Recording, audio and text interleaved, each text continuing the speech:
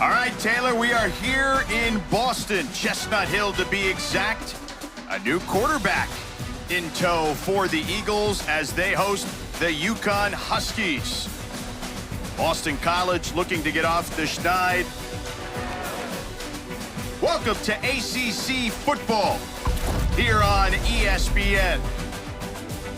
And welcome inside Alumni Stadium alongside Super Bowl champ and UVA Cavalier Rodney McLeod. I'm George Sedano. Rodney, let's start with it. I mentioned it a moment ago. New quarterback for BC. Dylan Lonergan from Alabama, the transfer, has been benched. Grayson James, the experienced backup, is now the quarterback. Boston College is placing their hopes into Grayson James. His veteran experience has rubbed off on not only the coaching staff, but his teammates. The team believes Grayson James can be the spark they need to ignite a win today. And what does Grayson James bring to the table?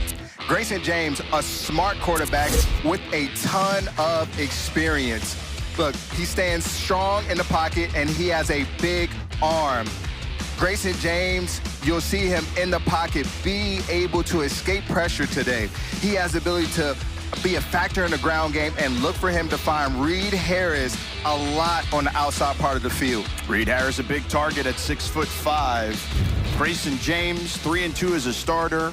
6 appearances last season, 4 wins for the Eagles in those particular games. Now, let's flip to the other quarterback, Joe Fignano. And how is he someone that could be impactful? Joe Fignano delivers dimes from the pocket, smart, understands where to go with the football depending on the coverage. 1,500 yards, 11 touchdowns, 0 INTs. The 0 stands out to me because he is responsible for the football, with the football. Watch for him today to run a clean, efficient operation. Joe Fignano, one of 3 quarterbacks in the nation with 11-plus TD passes, 0 interceptions. And again, he is someone that you have to be aware of. He is an experienced player for sure, the transfer from Maine.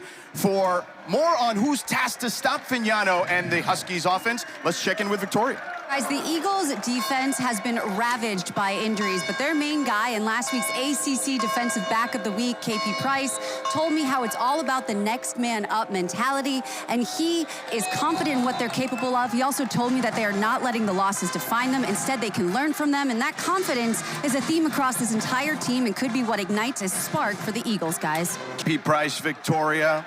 He's a man that does it all, Rod. He is the captain of the defense.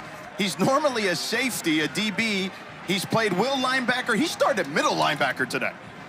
KP Price is a guy that we'll have circled all day for this Eagles defense. He is one of those guys that, look, whatever you tell him to do, whatever you need, he's an I got you coach guy. And he'll do that for Bill O'Brien, who you saw there. Obviously, a long-standing history in the NFL.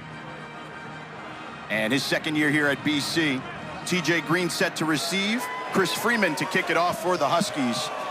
Alex Broom back there as well for the Eagles. This one sails over his head. And we will see Grayson James. Grayson James, as we mentioned, an experienced player for this Boston College Eagles team. When they talked to Grayson about playing this one, Will Lawing, the offensive coordinator, said for him it's no big deal because he's prepared to be the starter all season. Exactly. He's shown them in practice that he is capable and he is ready. He's taking that mindset every single day, and now he gets his opportunity today. And they told Dylan Lonergan, this isn't about you, this is about needing a spark for the team, and an opportunity for Dylan to view it through a different lens from the sideline at the moment. James takes the snap, hands it off to Turbo Richards, picks up a couple of yards. Turbo Richard, the Charlotte, North Carolina native, sophomore. Yeah, we'll say his name a lot today. They want to get him to touch his 25 times. James on the keeper. Takes a hit, dives forward, about a yard shy of the marker. And you're already seeing Grayson James come alive in the ground game, and this is something that this UConn defense has to prepare for, that they didn't get much time notified of, and so now they got to make in-game adjustments. A 6-yard gain, 3rd and 1 upcoming. Logan Taylor, the new left tackle, with a good block there on that James run. We'll tell you more about the offensive line shift. There's been a number of injuries there for Boston College. James hands it off, straight ahead for Richard, and he picks up the first down. As he gets to the 38-yard line, a 4-yard gain. Let's take a look at the offensive line for Boston College here real quick in just a moment.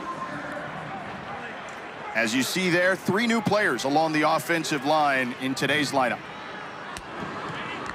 1st and 10, another handoff. Richard pushing forward, gets near the marker. Enough for the first down. Another look at that offensive line change. So Kraus and Klein, the center and right tackle, are still in their positions, but you see there, Logan Taylor shifts from right guard to left tackle. Matheson, the backup left guard, is now the starter, and Robert Smith is now starting at right guard. He's the 3rd string right guard. So due to injuries to Jude Bowery and Eric Darty. Got a lot of changes there.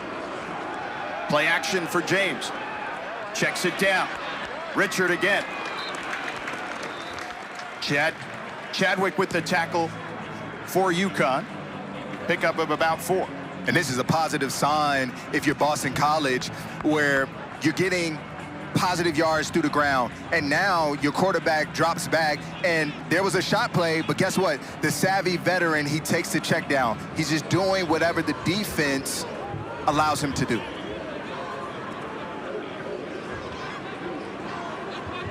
You see Kalen Chudzinski now at fullback. And Richard tests the right side. Brian Parham with the tackle. He leads the team in sacks, only a 1-yard gain. 3rd down upcoming.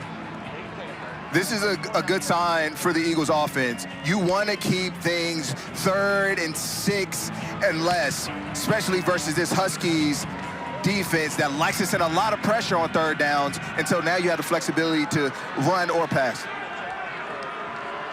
3rd and 5 for the Eagles. Bond in motion. He's their captain on offense. And they hand off straight ahead again. Not much there.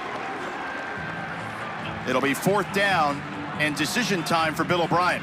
There could be 4-down territory already to start the first possession of this game, especially with, again, a savvy veteran and Grayson James trusting that he will make the right check. They're going to get to the line. They're going to see what the Huskies defense is looking like. He's going to put them in the right call possible. 4th and 4 for the Eagles.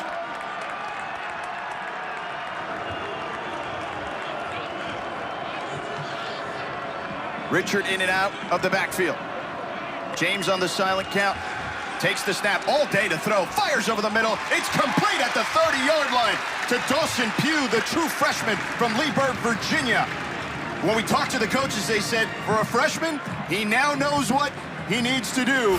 And he knew right there for that first down. Grayson James, very poised in the pocket and patient, and just let this late dig develop, and that was his 2nd read. A 15-yard gain. James under pressure, and he breaks away for the moment, dives forward, still loses a yard on the play. Aaron Key wrapped him up. This Huskies defense, one of the best at getting to the quarterback, and there they send a pressure directly right in front of James, and he didn't see it. By the way, BC, after converting that 4th down earlier, 5 of 10 on the year on 4th down. Jordan McDonald checks in at tailback now, the transfer from UCF, came here last year, senior from Atlanta, Georgia. It's a big, tall back to the left of James. And he gets it this time. Puts his head down, picks up about 1. Malachi McLean with the tackle. 3rd and 9. What do you want to see here? Well, what the Eagles have to be mindful of is that the Huskies defense is going to show pressure. They like to get in exotic looks and confuse the quarterback, so they have to be very careful in how they manage this down. I would look for just take a check down, get a field goal, don't put the ball in harm's way. James, pressure coming his way, flips it, incomplete. Kalen Chudzinski tried to haul it in with one hand. A little contact there, but nonetheless, 4th down, UConn holds. Cam Chadwick, really good corner for this Huskies defense. just doing his job, playing with good leverage, and making a play on the ball. Luca Lombardo, 7 of 7 this season on field goals. 47-yard attempt.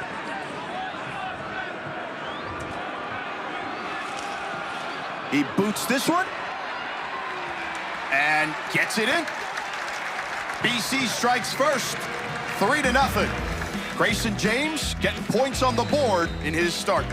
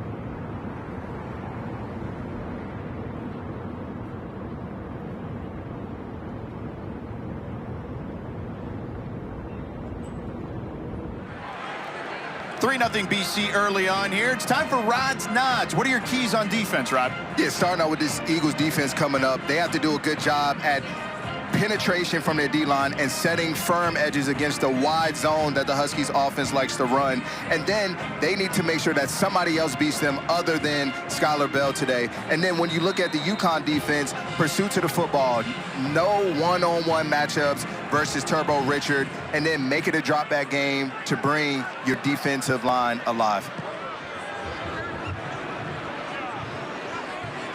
They boot it through the end zone. BC, UConn will take the field. Joe Fagnano, we mentioned earlier, one of 3 QBs in the nation with 11 TD passes, 0 interceptions this season. You're probably wondering at home, well, who are the other guys?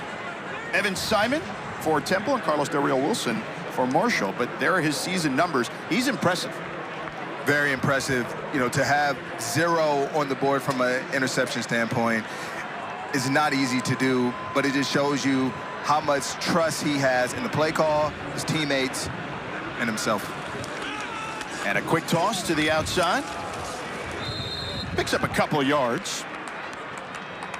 That's his favorite target, Skylar Bell. We will call his name a lot. He's got 49 catches now, once you count that one, for 564 yards this season. And you have to be mindful of Skylar Bell because he lines up everywhere on the field. You know, he won't be at the X. He won't be just at the slot. He won't be at the Z. So you have to pay attention each play on where number 1 is. 2nd and 8 for Fagnano.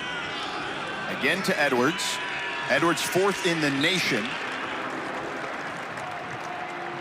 in regards to yards per carry.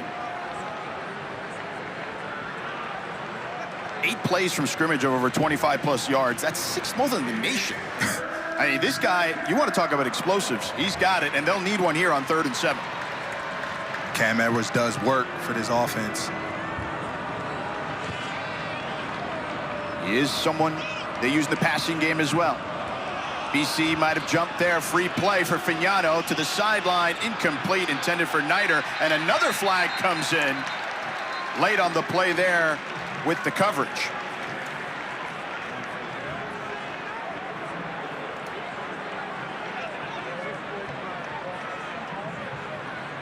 Hutchins at the bottom of your screen, number 15, looked like he was the guy who jumped. And then we'll see about the coverage flag.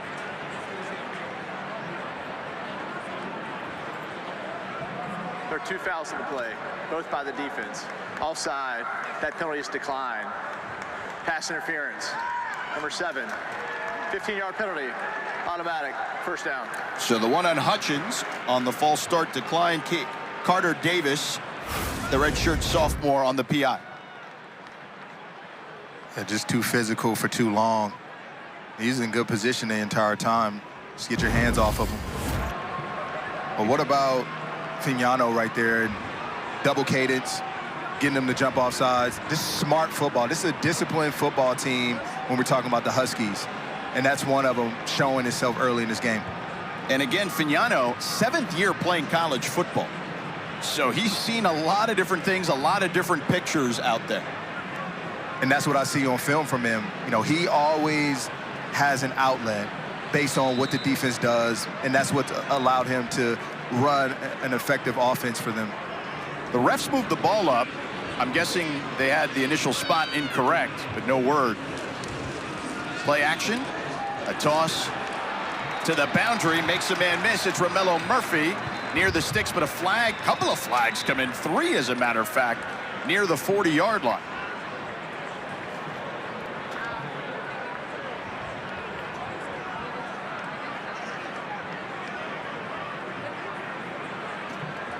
Holding, offense, number 1, 10-yard penalty, 1st down. And that's on Skylar Bell, the 5th-year senior we mentioned earlier, their leading receiver. And they throw the ball on the perimeter a good bit, and blocking is important in this offense. And Skylar Bell, you know, unfortunately got his hands just on the outside frame of the defender. Brought it back. And their receivers are very physical. They are good blockers. Yeah, they are. Especially in this wide zone defense, you have to show up and block on the perimeter. It's done at a premium, and they talk about it. They show the good and they show the bad. 1st and 20 now for the Huskies. Over the middle, on time to Bell. Bell takes a hit about a yard shy of the original line of scrimmage at the 42-yard line. Omarion Davis, the freshman, and Omar Thornton tackled Bell. 2nd down and 11. Fagnano, empty backfield. Good pocket, again to Bell, dumps it off. Bell takes another hit, this time by Quintavious Hutchins from the backside. Bell didn't see it. A 4-yard gain, 3rd and 7 upcoming. They're making Bell pay in that lower part of the field, going against those linebackers and those defensive linemen. They're just running out of the stack, and delivers a huge blow on Bell. We'll see what Fagnano and company have here in store on 3rd and 7. Trips to the top of your screen. Fagnano steps up in the pocket, fires to Bell, complete for a 1st down and then some as he runs out of bounds near the 35-yard line. TJ Green, the true freshman from San Diego, in coverage. Man-to-man coverage, and it's a tough matchup versus Skylar Bell if you're going to go man-to-man. There's a flag on the play. after the play was over. Unsportsmanlike conduct. Offense, number 1, 15-yard penalty, first down. This is number 1's first unsportsmanlike conduct penalty of the game. That's the second penalty for Bell. This one, taunting. You saw the high five there, though, by the defensive player. What did you think about that? Omar Thornton, he said, there's enough celebrating. But look, you got to stop him. You got to stop him in order for him to stop celebrating. So right now, Skylar Bell has been a focus of his offense. He's got the ball a lot, and he's making a lot of plays this far. Unfortunately, that penalty hurt his team. Yeah, bringing him back to midfield. 15-yard penalty. Fagnano 4 of 4 at the moment. Drops back all day to throw. Takes a shot. Wide open is Juice Vereen, the tight end. And he's going to score a touchdown. Easy pitch and catch of 50 yards. He lined up in the backfield and fooled the BC defense. Prior to the pass, holding defense, number 16. That penalty is declined. Result of the play, it's a touchdown. And that was Isaiah Ferris, and that one was declined. Fagnano, a strike for a touchdown. This is a really well-designed play by the Huskies offense. Shout out to offensive coordinator Gordon Sammons for that one. Chris Freeman for the extra point.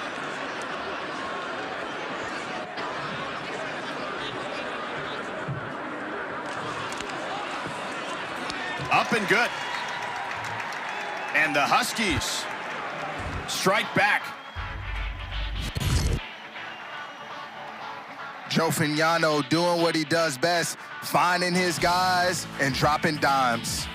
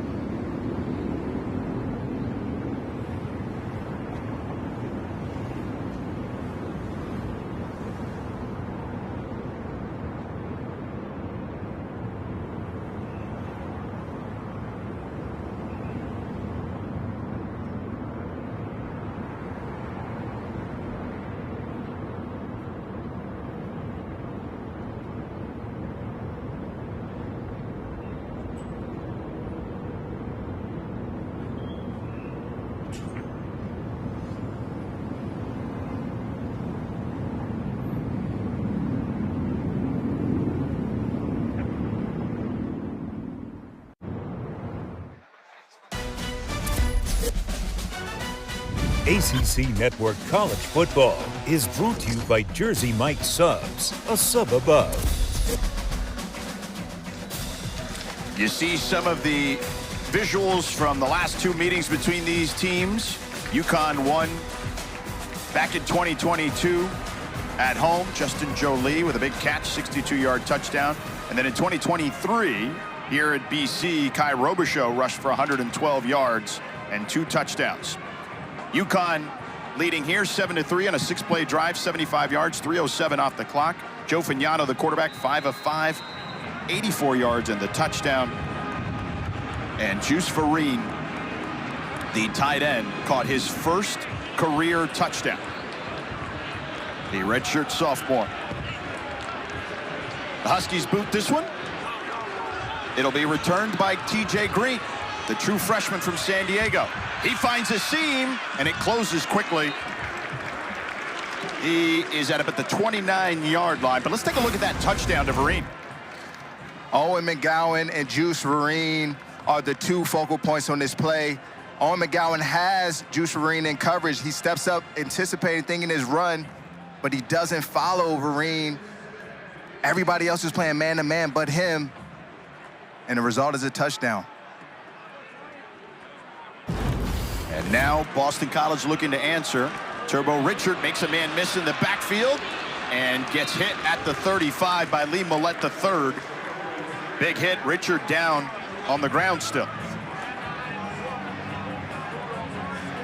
See him flexing that right arm.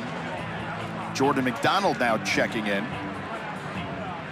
And he's now at the bottom of your screen as Grayson James told him, nope, not in the backfield, buddy. Down in a diamond formation. And now another shift. Pistol formation for the Eagles. McDonald makes a man miss. Straight forward and taken down after picking up the first down. A good run there by the senior from Atlanta, Georgia. Really good run. The Huskies sent a pressure up in the interior, but they bounce it outside. And this is a touchdown-saving tackle by McLean there, because if he doesn't make the tackle, he's hitting his head on the goalpost. B.J. Wilkins, the redshirt junior, with a good block for the Eagles. 1st and 10. A pop pass to Wilkins around the corner and picks up good yardage there, about 7 yards on that play. They'll give him 8. Good play design. They had two pullers that took the defense to the right, and then they brought B.J. Wilkins back and flipped him the ball, and now there's a limited amount of guys on the Husky defense there to defend that play. You know what's interesting with Grayson James getting the start? The Eagles this season were passing on 60% of their offensive plays. Today, they've rushed for 10 and only passed for 4, including that pop pass. Probably see more of just a balanced attack today with Grayson James at the helm. McDonald straight ahead. Brian Parham said, not enough, buddy. We're going to keep you shy of those sticks.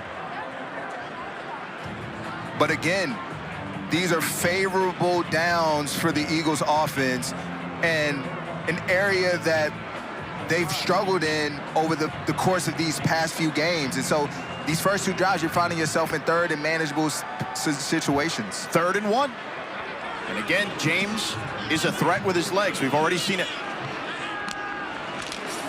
They hand it off straight ahead. McDonald lowers the shoulder, easily picks up the first down to the 41-yard line. And this is looking more like a BC-style offense, 6-yard gain. Credit to the offensive line for moving guys out the way. I mean, they moved Matt Hoffman 2 yards from where he started. That's what you want to see from your offensive line. Bill O'Brien told us with the changes he liked this version of the offensive line. And you see McDonald busting through the hole for a first down. Tripped up by Brian Parham, who might have saved a touchdown. Good block by Zeke Moore. Really good blocking again, created by this offensive line and new group. McDonald again finds a hole. Taken down near the 15-yard line. Another first down, 13-yard gain for the Eagles, punishing them with body blows on this drive. Huskies defense needs to answer. There's nothing worse on defense than an offense running the ball every play. And McDonald doing that again, picks up a nice chunk of change, a 6-yard gain. McDonald is a big body, 6'1", 211 pounds. And the call is easy. We're just going left, George, and then we're going right. And this time up the middle, not much on that one. It's the same play. The interesting thing about McDonald is when we talked to Will Lawing, the offensive coordinator, he said he's a one-cut-and-go guy, and it takes him a little longer to see it, but this offensive line is giving him good pictures to see. Oh, it's easy to see, George. There are a lot of open gaps and creases that Jordan McDonald found on the past couple plays. And on 3rd and 4, the true freshman from Westford, Mass, Bo McCormick, number 24, on the right hip of James. James, pressure coming in his face, lofts one to the end zone, sails it past his target, but a flag on the play. The intended target, Kalen Chudzinski. Lee Millette in coverage.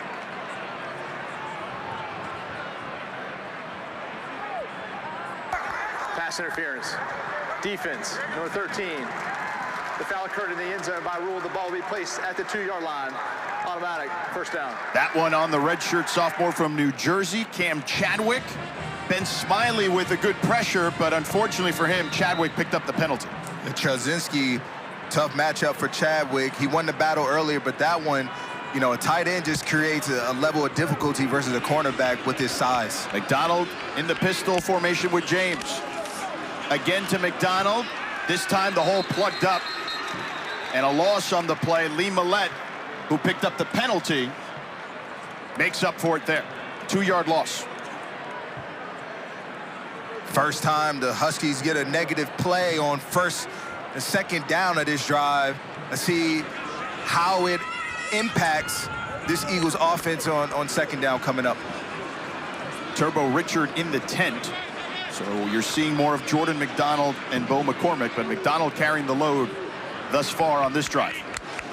At tailback. James dumps it, incomplete. And that one intended for Zeke Moore, the fullback, the junior transfer from FAU. Not a great pass on that one. Yeah, he's got to get that throw up, give your tight end a chance, but here we are looking at 3rd down. I'm expecting this Huskies defense to play man-to-man, and you got to come with your man beaters.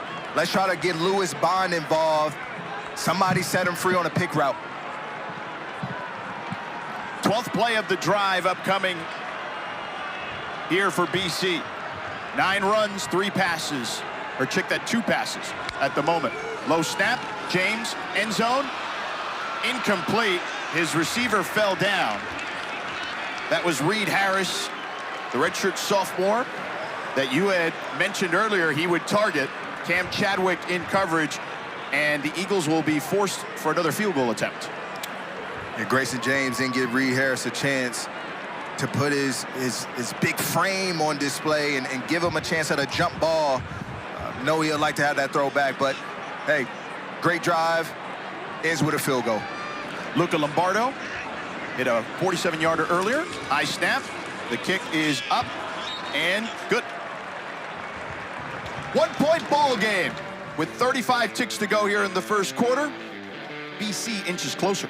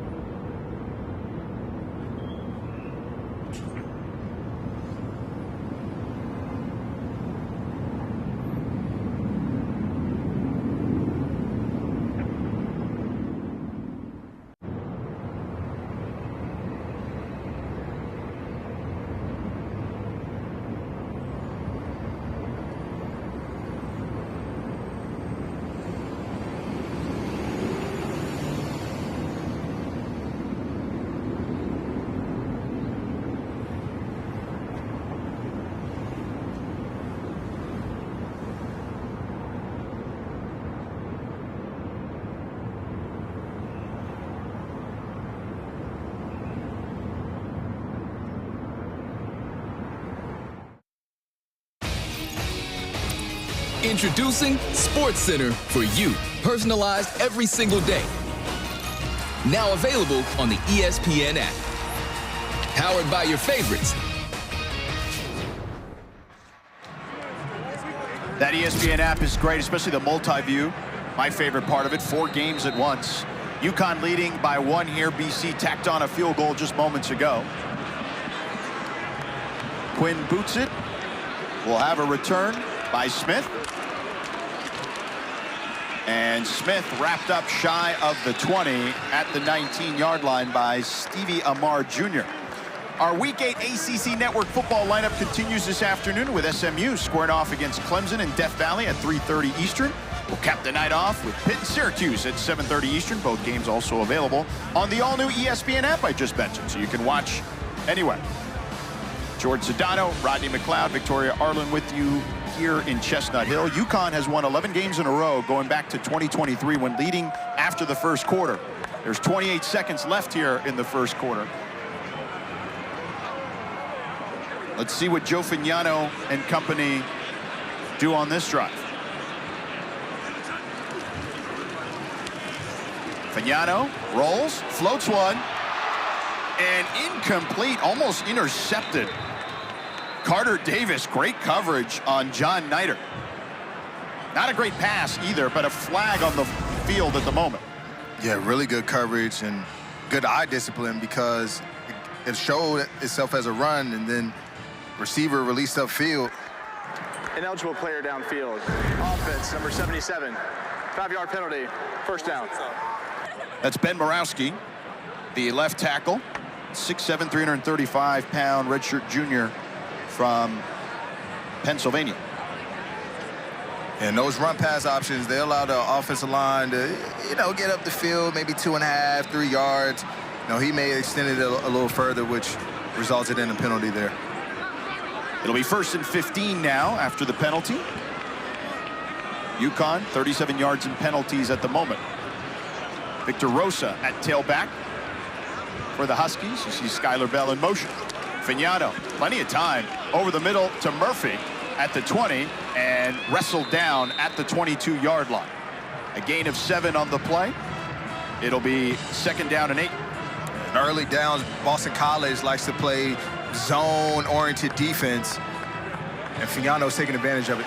Fagnano trying to get the snap before the end of the quarter. Nope. That is the end of the first quarter. I mentioned a moment ago, UConn 11-0. Back to 2023 when leading after the first quarter. They lead by 1 here.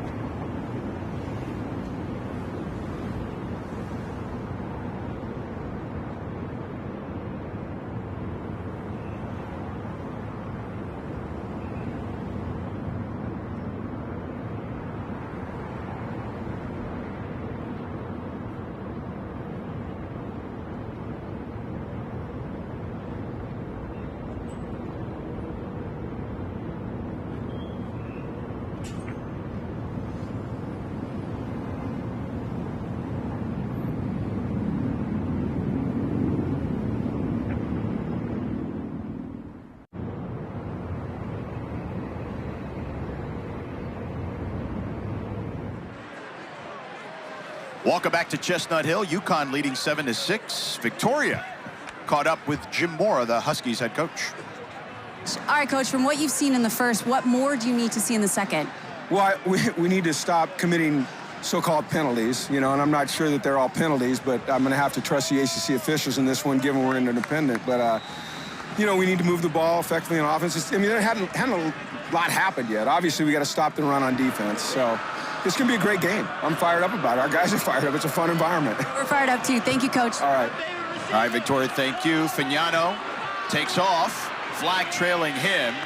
He should have enough for the first down, but we'll see what the laundry's about as Coach Mora not happy with Nate Black's crew, our lead official, and we'll see what Nate has to say about this play. Personal foul, hands to the face, defense, number 59, 15-yard penalty added to the end of the play, automatic first down. Micah Amity, the local Massachusetts kid, true freshman, with the penalty there. I'm sure Coach Mora is not too upset about that one. Yeah, he had a few words for them while we were on break, and there it is showing itself. That one goes in the opposite direction in favor of the Huskies. Bill O'Brien, meanwhile, is probably not thrilled about it. No, somebody's always losing on the flag. 1st and 10 for Fagnano. You see Bell in motion. Bell is their leading receiver thus far this season, over 50 catches already. Fagnano, all day again, airs one out to Bell, over his head. Isaiah Farris in coverage. 2nd and 10 upcoming. The Huskies have been moving Skylar Bell all around today, and the Eagles defense, everybody will get their chance at Skylar Bell. Outside corner, nickel position, a backer, underneath. They make it hard on the defense. Fagnano, his first incompletion of the day, 6 of 7 at the moment. Victor Rosa in the backfield with him now.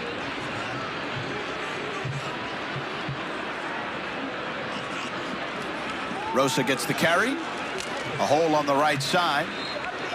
Picks up about 5.5. KP Price with the tackle after the 6-yard gain. 3rd and 4 upcoming for the Huskies. Boston College, they like to play a lot of zone, but in these 3rd and short situations, it forces them more into man-to-man positions. And a couple drives ago, this is where the Huskies took advantage of it, of their skill group versus Boston College.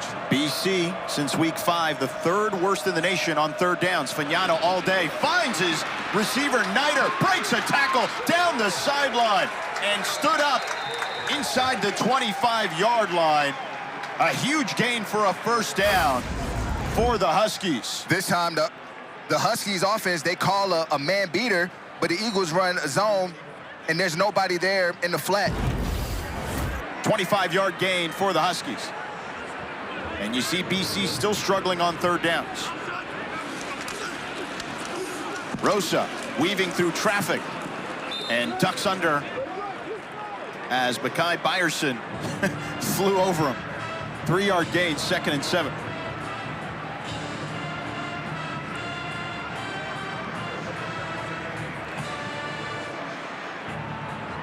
As the Eagles defense got to generate some negative plays on this 2nd down to force it in 3rd and long to put yourself in good position to rush the passer.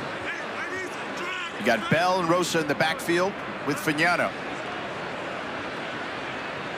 Bell flexes out. Fagnano, pressure coming backside, steps up, fires, and caught by Alex Honig for a first down near the 5-yard line, a 16-yard gain. Honig played football in Germany for Schwabisch Hall, the Unicorns, and you could see why he's a unicorn out there. He's huge, Rod.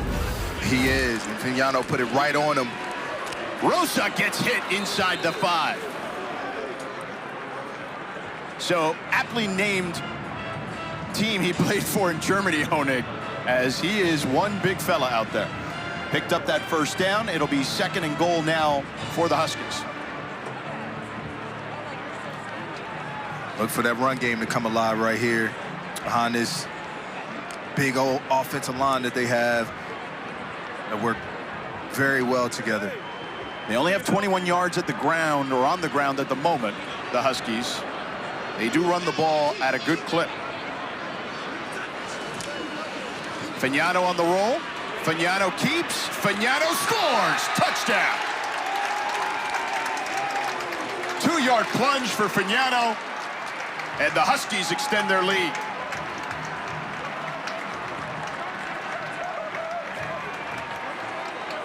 It looked like he wanted Skylar Bell, but he was covered, and Fagnano said, I'll just take it myself. Absolutely, George. They brought Skylar Bell, again, in an untraditional position, put him right at the hip.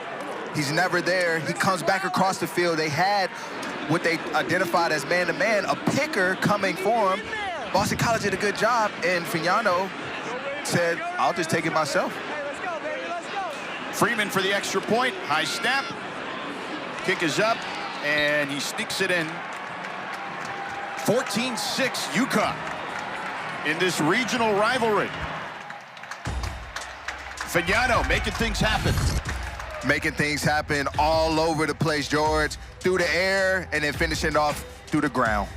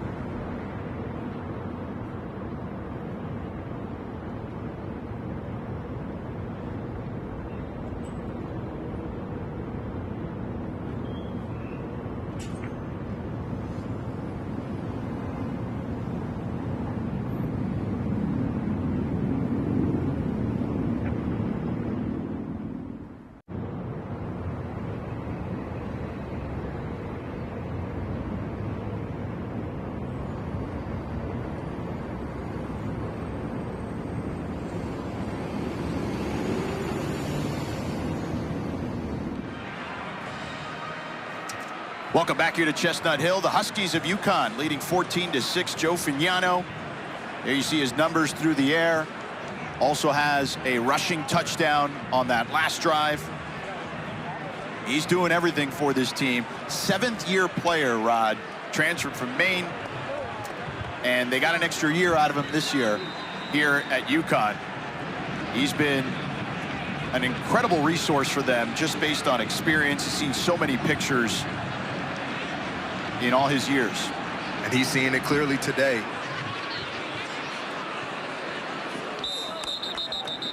And that one going through the upright, or excuse me, through the end zone. Let's check in with Victoria for an injury update. I've got an injury update for BC running back number 2, Turbo Richard. He came off the field, got looked at by the trainers on the sideline. They eventually walked him into the tent. They're looking at his right shoulder, and he's listed as questionable right now, George. Thank you, Victoria. Yeah, he took that hit early in the game, and we haven't seen him since. Jordan McDonald, though, has carried the load. He's done a nice job. 9 carries, 48 yards, 5.3 yards a pop for McDonald. And he gets another carry. This time only a 1-yard gain. Omar Diamante plugged up that hole pretty quickly on the left side. And because Jordan McDonald has done a good job, you know, let's see how the Huskies defense responds to it. Now you're forced to put more guys in the box to defend the run, which creates one-on-one on the outside when you have a dynamic receiver like Reed Harris and Lewis Bond to be able to go to.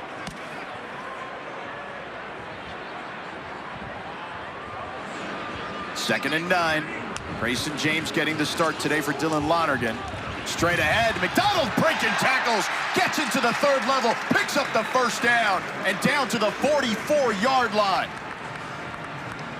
A 17-yard gain. Jordan McDonald just putting his physicality on display, running through defenders and keeping his legs driving through contact. Mills and McClain missed those tackles for the Huskies. James with the keeper. James weaving through traffic. James dives forward. 9-yard gain for him.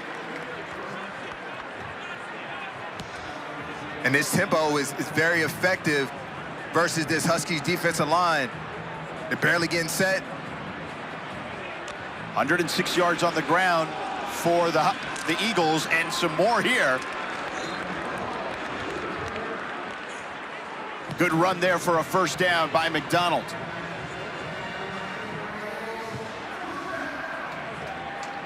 The Eagles, again, 114 yards on the ground. Their season average of only 85. This offensive line change and Grayson James at quarterback has added that dimension.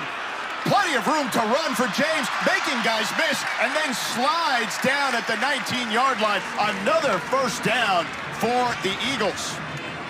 A design quarterback run. Empty backfield, allowing the drop back, and cleared away. James on the toss to the boundary to Harris. Harris dives forward to the 15-yard line. A gain of 4. This is a component of the offense that they didn't have, unfortunately, with Dylan Lonergan. And Grayson James creates this 11-on-11 play from a defense. You have to have somebody responsible for him now. James on the roll. He dives forward near the marker. Should have enough for the first down. He does. Yeah, what I like most, George, is look, he knows a lot. He's seen a lot. And Grayson James, when he sees a defender, he gets down. First and goal after he picks up that third down conversion. James again on the keeper, and this time gets dragged down. A penalty on the play. Aaron Key was the tackler. Could be a face mask, perhaps. The way he was dragged down, maybe a horse collar.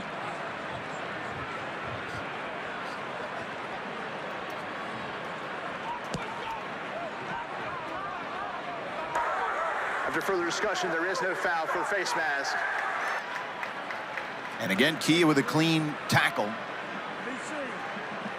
I'm just glad they got it right, because you don't want to penalize a kid if he makes the right play. And too many times, you know, things that are inadvertent get flagged, or things that look close but aren't. So good job by those officials down there. A good job huddling up and getting the right call. McDonald back in the backfield. Again, Turbo Richard injured at the moment. Straight ahead for McDonald. Donovan Branch said, nope, you're not going anywhere. And you see him celebrating there at the top of your screen. Third and goal for Bill O'Brien. What do you want to see here? First, George, this is the difference in the ball game right now. Eagles have been down here twice, field goals. Huskies, the 2 times touchdowns. Right now, you have to punch this in the end zone. We'll see if they can do it. They bring out 2 tight ends. Jeremiah Franklin, the senior, been here for many years. Kalen Chudzinski, the true freshman, son of Rob Chudzinski, champion at the University of Miami, offensive coordinator both in college and the NFL, and now an offensive assistant here at BC for Bill O'Brien. James, over the middle. Touchdown, Chudzinski! Right on cue, the true freshman gets the score.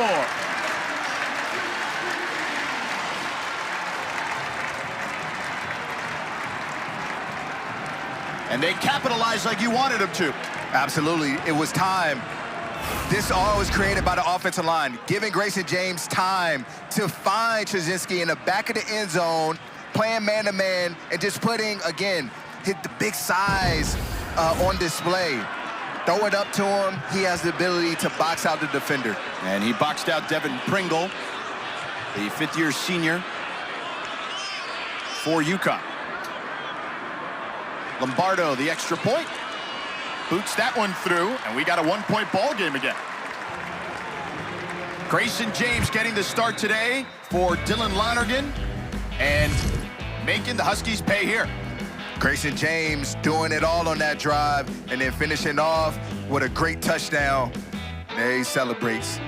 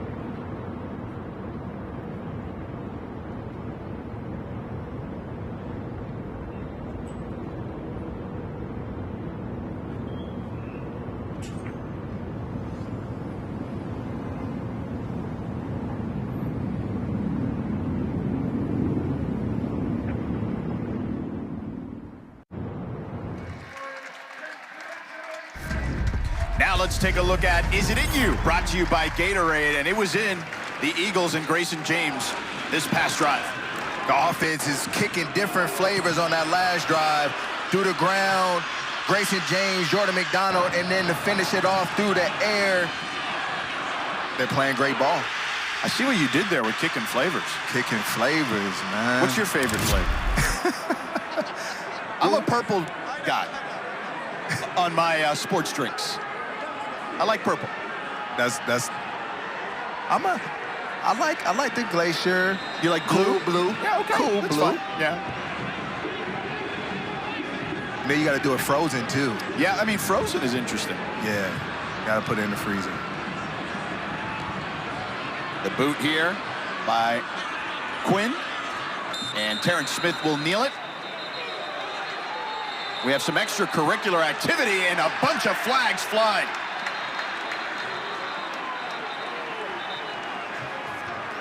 This ACC crew today, led by Nate Black, has been busy. They have. After the play was over, unsportsmanlike conduct.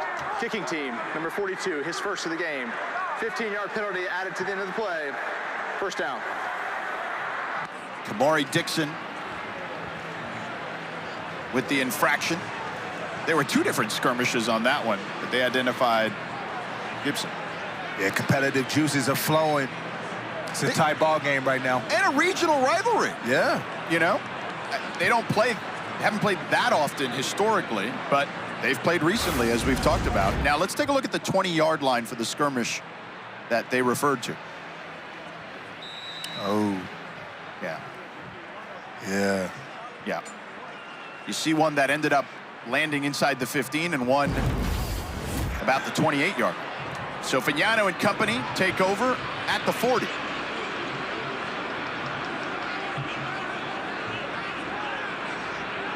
Fagnano barking out orders. They bring pressure.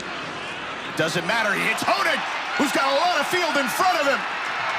Honig taken down at the 20, and the Unicorn does it again. First down. A monster gain of 40 yards. Fagnano identified the pressure by KP Price early. They checked to a play, and then they created Honig to be wide open. Again, learned to play football in Germany. Schwabisch Hall. The Unicorns were their nickname.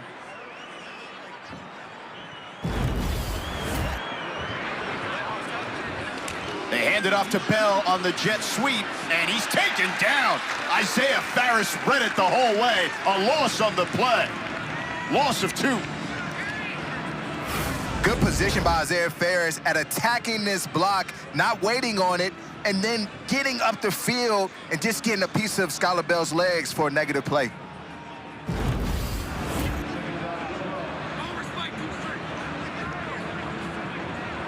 Cam Edwards is back in. We had seen Victor Rosa for a while. Edwards was walking gingerly on the sideline. Good to see him back on the field, their leading rusher. 6.3 yards a carry this season, 4th in the nation. Fagnano again, plenty of time. End zone, knocked away at the last second. The intended target was Juice Vereen, but good coverage there by the Eagles. It was Bryce Steele. Officials timeout for an injured player of the defense. Quintavious Hutchins, the 6'3", 240-pound fifth-year senior from Alabama.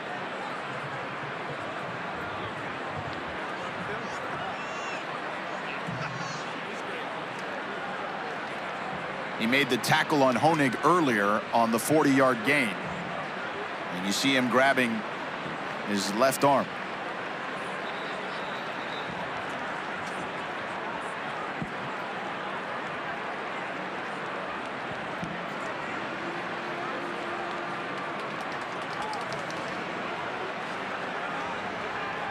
Hutchins this season, 2 sacks, but you see an awkward fall now here.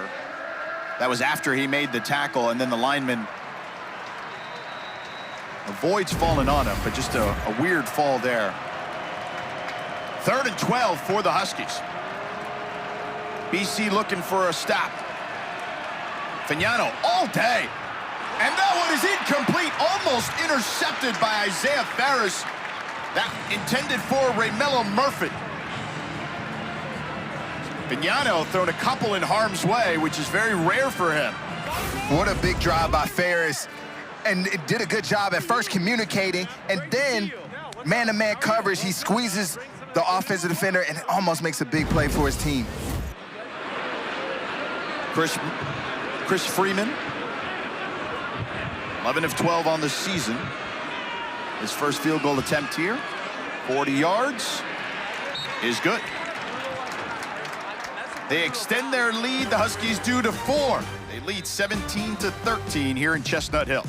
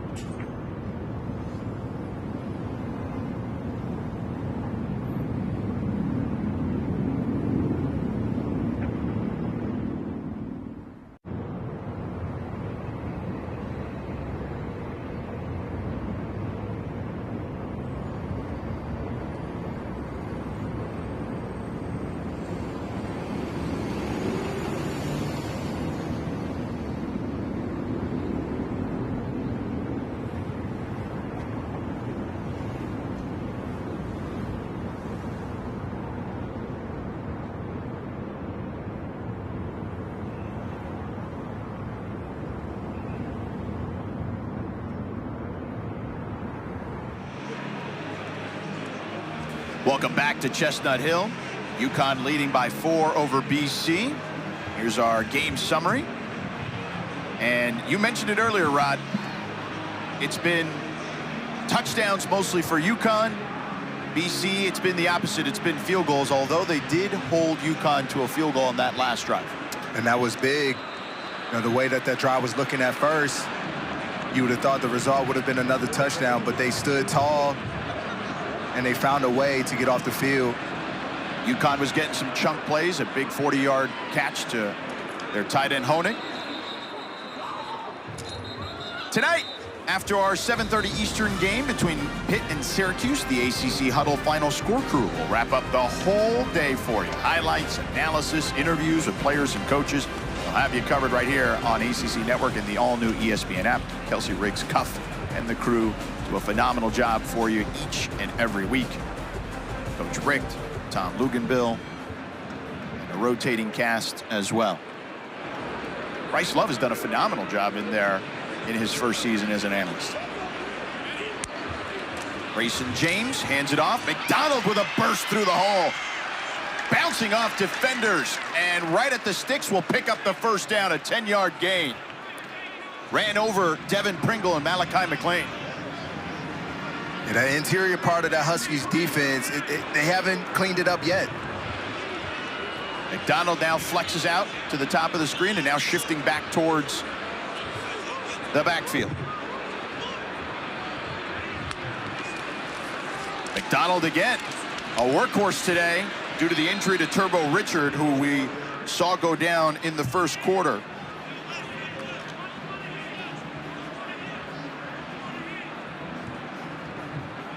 We have more information on Turbo Richard in a moment. McDonald, short gain. Let's check in with Victoria. Hey, George, unfortunately, Turbo Richard has been ruled out of the game. Thank you, Victoria. Unfortunate for him, and you see McDonald getting up gingerly as well. Bo McCormick will check in for him, the true freshman from Massachusetts. And that's a huge loss for this offense. Turbo Richard, I like him a lot, but the way this offensive line is blocking, it don't matter who's back there at the running back position. Well, to your point, though, he had 80% of their rushing yards coming into this one, so it is a big loss. 3rd and 7 for BC. Pocket collapsing. James wrapped up and taken down. A sack for UConn. And they'll force BC to punt. Amir Renwick brought down James. They finally found a way to get to him. 19 sacks on the year, and they sent pressure on the right side, and he just kept fighting and pushing, and then found a way to get him down on the ground. Interestingly enough, the true freshman McCormick struggled there in pass protection against Renwick. So the injuries continue to mount up for BC. First punt for either team today. And Florio boots it. Received by Harper. And Harper taken down shy of the 30-yard line. 47-yard punt and a 10-yard return. 3:29 to go here in the first half. A very competitive ball game.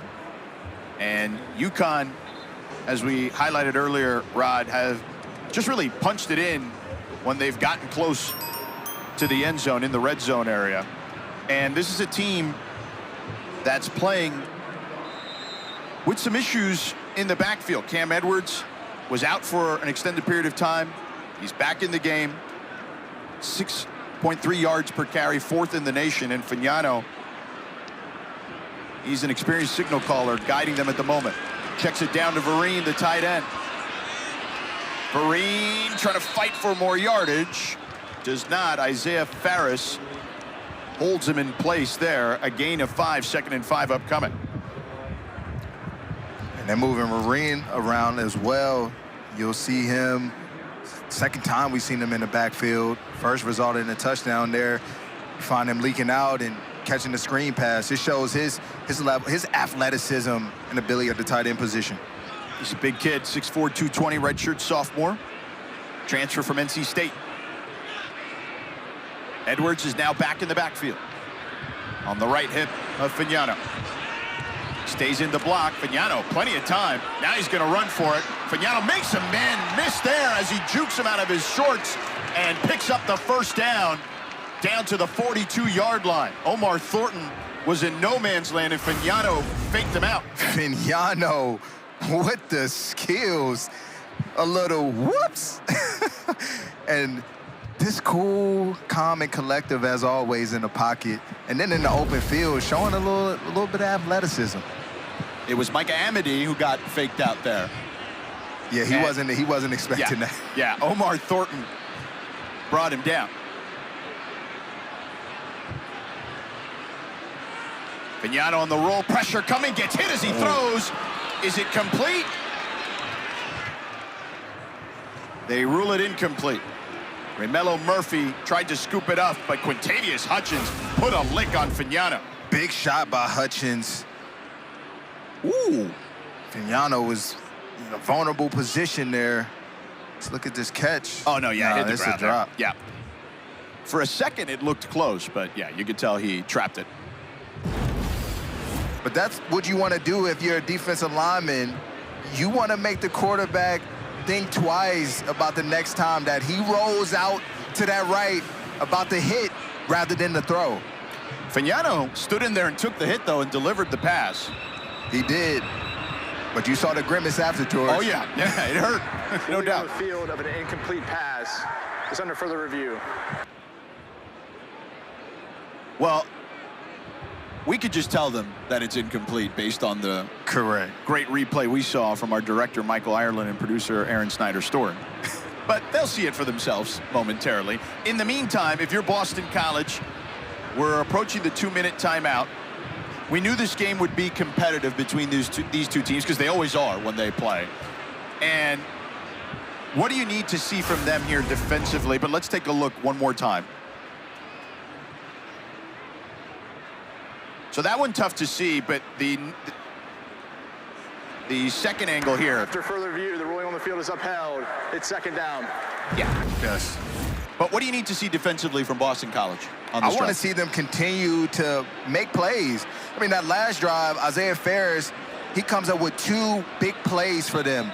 One on the run play, and then the other one, a pass breakup that created the field goal. That's what they've been missing this year, are those impactful plays from their players. And so today we're seeing a lot more of those, which has helped them out this far. Isaiah Ferris, redshirt junior from Fort Lauderdale. Cardinal Gibbons High School, a powerhouse in South Florida. Victor Rosa in the backfield. We've seen more of him today because Cam Edwards has been dinged up. Good pass protection there, but now the pressure coming backside. Fagnano rolls out, buying time, and wisely throws it out of bounds. And that's the 2-minute timeout. This is the 2-minute We'll step timeout. aside. 4-point ball game. Third down upcoming.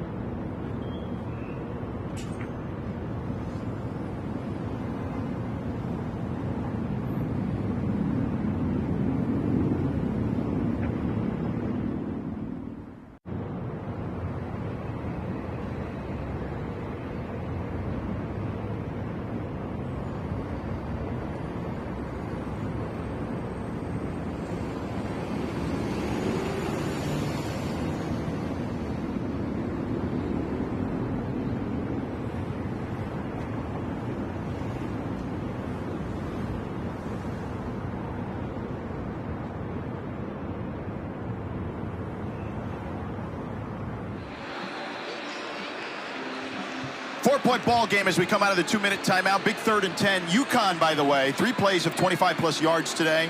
31 plays of 25-plus yards this season, 4th most in the nation. What do you got to do if you're BC to protect against the explosives? You got to make sure that you first have disciplined rush lanes, because Vignano has shown the ability to escape the pressure, and then secondly in the back end, be really good in your zone coverage and rally and tackle. Vignano, pressure at his face, has to step up, flag on the field. He's going to run for it, and they take him down at the line of scrimmage. Omar Thornton wrapped him up. But a couple of flags on the field at the 35 and 32-yard line, respectively.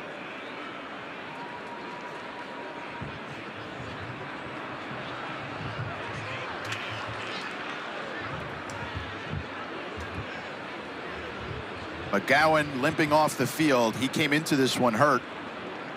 Didn't practice much this week. Their linebacker, starting linebacker for BC.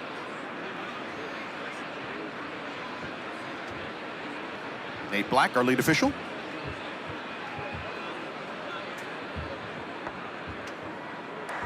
There are 2 fouls in the play, both by the offense. Holding. Offense, number 77. That penalty's declined. Holding. Offense, number 78. That penalty's also declined. Result of play is 4th down, as the offended team, Boston College, has elected for the game clock to start on the snap. Ben Moraski and Karsten Cassidy, the 2 tackles with the infractions, but again, BC has declined, and the ball, as you heard, will be, the clock will start on the snap. And good job by defensive coordinator Tim Lewis. The last 2 plays electing to call pressure to be able to disrupt Vignano's timing, and it's paid off. And the Eagles will get the ball back. Connor Stutz to punt it. Isaiah Farris to receive. The sun in his eyes. Farris will receive it. Gets it. Finds a seam on the left side. Now cuts back inside and taken down at the 38-yard line. A 42-yard punt taken down by Umar Diamande. And good field position for Boston College. Really good field position. I know they would have liked for that punt to have more hang time to allow the coverage to get down the field. It was more of a line drive, and Ferris did a good job at catching it and just getting downhill. Got a 22-yard return out of it. 3 timeouts for Boston College. Jordan McDonald back in the game. He is at the bottom of your screen at wide receiver. Empty backfield for Grayson James, who got the start for Dylan Lonergan today. Grayson James last year, 3-2 as a starter. His first start this season. James on the tunnel screen to Pugh. Pugh stayed on his feet. And out to the 46-yard line. An excellent gain there of 8. Smart job there by the freshman. He never actually touched the ground. Was on the body of a UConn defender. Really good check by Grayson James. Felt pressure through the screen. James, clean pocket, over the middle, complete to Jeremiah Franklin for a first down. Wide open over the middle. 17-yard gain.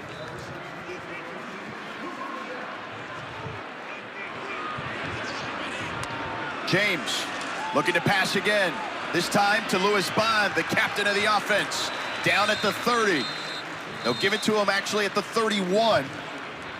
7-yard gain, 2nd and 3 upcoming. First charge timeout, Boston College. It will be 30 seconds.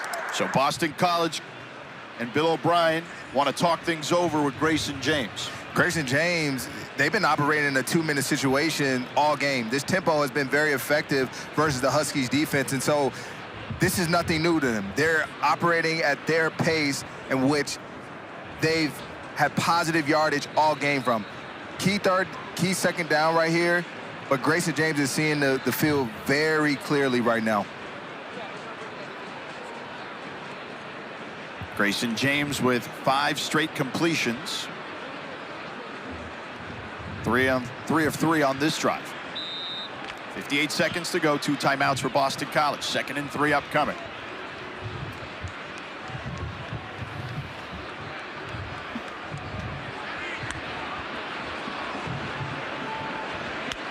James takes the snap, They pick up the blitz. Takes a deep shot to the end zone. Almost hauled in by Reed Harris. Put his left hand up. Couldn't snag it. Devin Pringle in coverage. I like the shot. Go to your big man on the outside, and he almost brought it in. But the effect of the double cadence for Grayson James, it allowed him to identify pressure was coming, and then his outlet, throw the one-on-one on the outside. 3rd and 3, 51 seconds to go, 2 timeouts for BC. Empty backfield. Now McDonald comes back, 3 receivers to the bottom of your screen. And we have movement up front. False start, BC.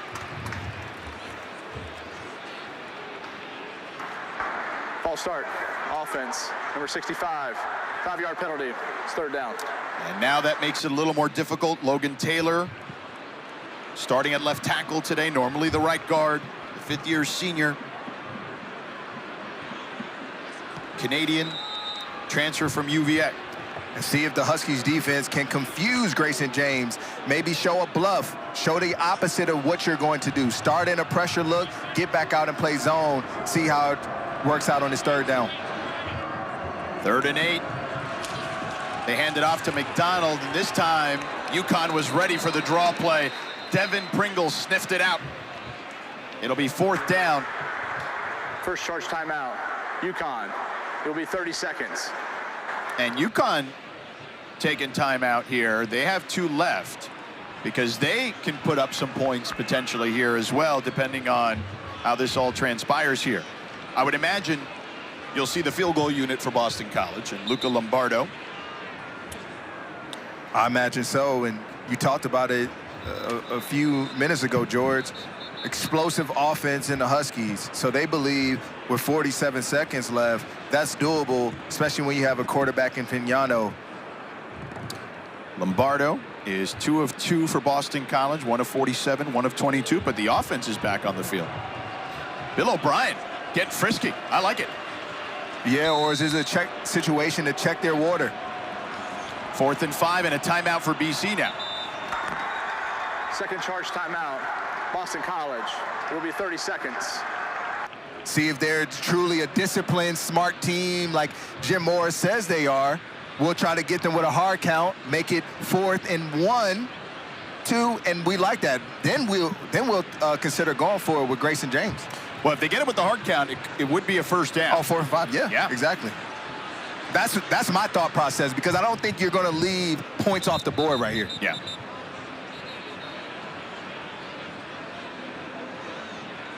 But after calling the timeout, you're not really surprising anyone with what you're going to do. Correct.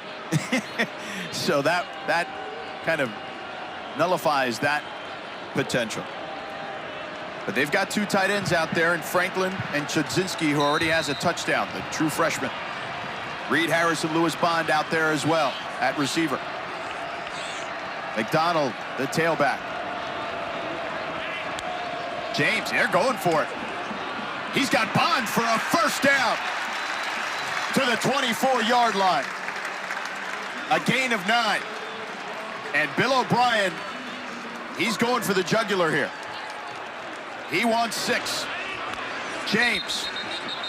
And a flag and whistles all over the field. How many penalties? So many. Yeah, and at inopportune moments for Boston College.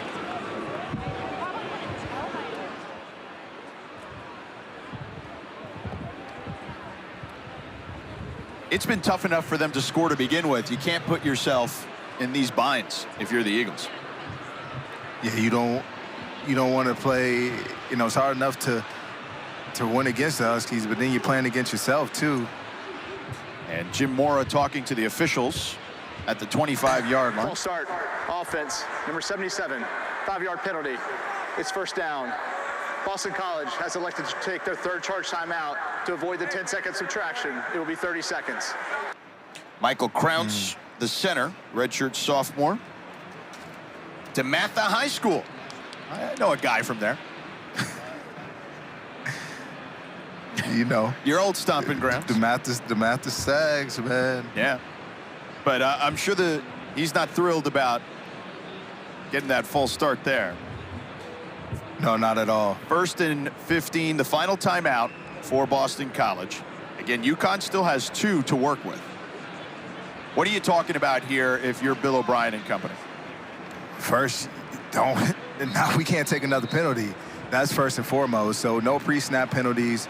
And then your Grayson James, don't turn the ball over here, whatever you do. Right, you want to at least come out with 3 at the very least.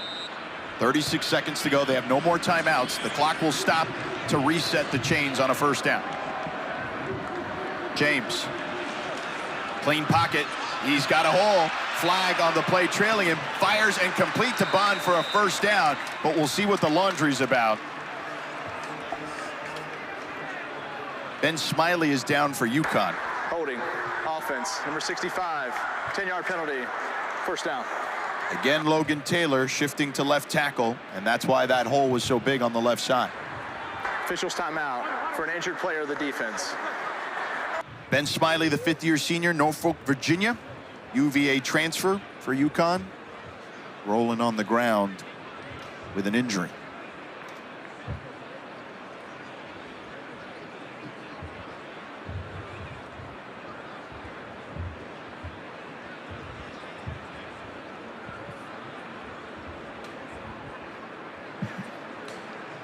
See the trainers tending to him.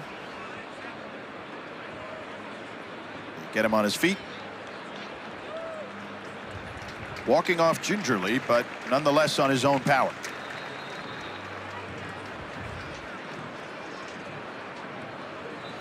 Let's look at the top left of the screen with the penalty and then the injury. Yeah, just got him up underneath the helmet there. Lost position. Should have just let him go. Grayson James is athletic enough to make a miss. 1st and 25 now for James. He takes a deep shot to the end zone. Touchdown! Reed Harris!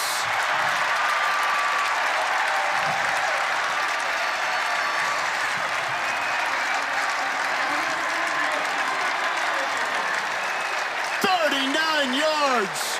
2nd touchdown today for James through the air.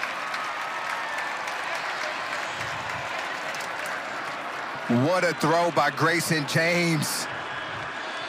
Giving his receiver space and the ability to high point the football and put your team up big. That's the way you get it done. BC takes the lead 20-17 with 21 seconds to go in the 1st half. Just one-on-one on the outside with Reed Harris, and he goes up and grabs it in tight coverage. That's what he can do best. But Grayson James, standing tall in the pocket, confident, strong. What a throw and what a play. And tight coverage there by Pringle, but dropped it in the bucket. Dropped it perfectly. And James fired up. Let's go. He's cooking. With the celly. He was with cooking. the celly, Yeah. and go celebrate with your roommate. Yep, Reed Harris and Grayson live together. He's a big target, too. If you're going to throw that up for grabs, he's the guy you want him to throw it up to. 6'5", 217-pound redshirt sophomore from Montana, Reed Harris. That's what he does, all on tape. You see guys right there in position, but Reed Harris finds a way to come down with it.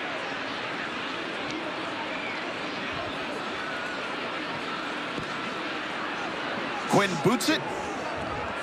Smith will return it. Heading towards the sideline and taken down at about the 27-yard line. 12 seconds left.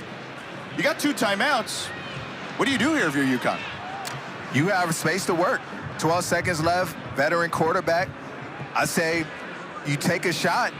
You know, the offensive line will give you time, and they have the receivers to get down the field. So I'm looking for a minimum 2 to 3 plays here that you have to be able to get points on the board. They do have 3 plays today of over 25 yards, UConn, and Chris Freeman, their kicker. Up to Neal. Yep. Their kicker had only a long of 44, so they said, you know what, that's fine. We're only down 3. We're going to kneel it, and we'll live to fight another day. But BC gets their first lead of the game since it was 3-0 in the first quarter on their first drive. Bill O'Brien and company have had a lot of tough losses, both of the one-score variety in last couple of weeks. Unfortunately, taking a pummeling. Boston College, first lead at halftime since the Cal game. They lead by 3. Let's send it to Taylor and the ACC Huddle crew in Durham.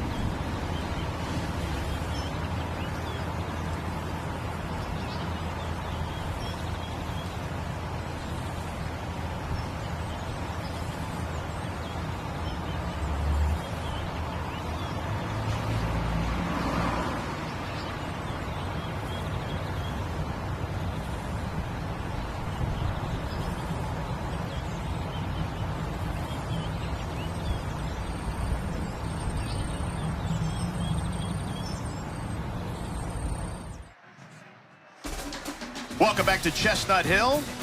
BC with their first halftime lead in 3 weeks since the Cal game. Welcome inside Alumni Stadium alongside Super Bowl champion and UVA Cavalier Rodney McLeod. I'm George Sedano. Victoria Arlen will join us momentarily. Now, Rod, let's talk about these particular teams. We have a new starter at quarterback heading into this one, Grayson James for Boston College. Dylan Lonergan got benched today, and Grayson James has made his impact felt quickly here. He has, and he is the headline of this football game. Grayson James has been the difference maker for this offense today. He's playing confident football, and he's getting the ball to everybody on the field. He's breathed life into this offense. He's playing poise. He's playing with great demeanor and is rubbing off on everybody else. And the team is paying dividend because of it. And there you saw his last touchdown pass to Reed Harris, his roommate. And a 3-point lead for Boston College. Grayson James, 10 of 14, 120 yards and 2 touchdowns.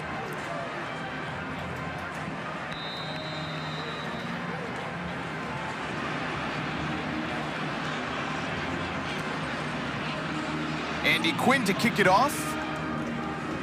Terrence Smith and Jackson Harper set to receive for the Huskies.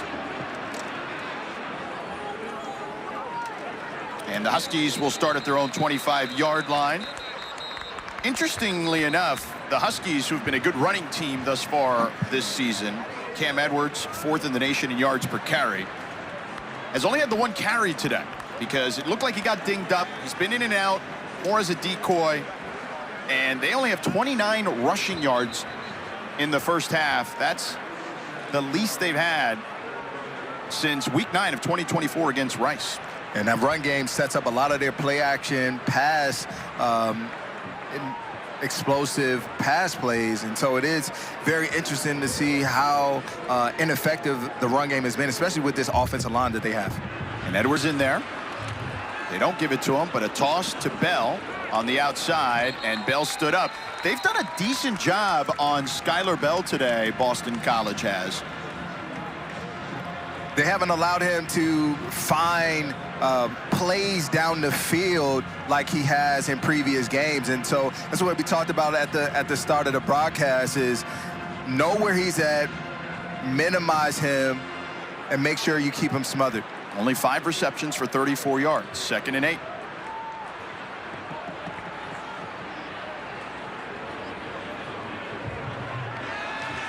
Fagnano to Bell again, and now they're starting to feed him. Carter Davis in coverage. It'll be 3rd and short for the Huskies. A 6-yard gain. And Fagnano has found Skylar Bell in this low part of the field, but he hasn't been able to hit that 2nd, 3rd level to create those explosive plays. Now, he did have one, but then he got called for a taunting. Correct. Early in the first quarter. Correct. 3rd down and 2 for the Huskies.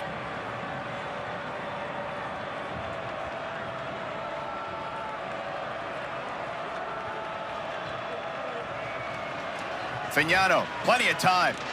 Over the middle, complete there to Shamar Porter for the first down as he gets down to the 43-yard line. 10-yard gain. Good route by Shamar Porter.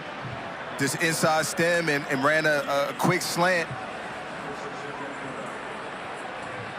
Fagnano really has plenty of time today. The offensive line, while they haven't been able to run the ball, has given him all day to throw.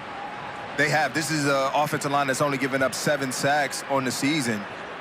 They got a fullback back there, Lewis Hanson, the tight end. Now they give it to Edwards. And Edwards breaking tackles, pushing forward to the 49-yard line. A gain of 6, 2nd and 4. So Edwards gets his first carry since the first drive in the first quarter.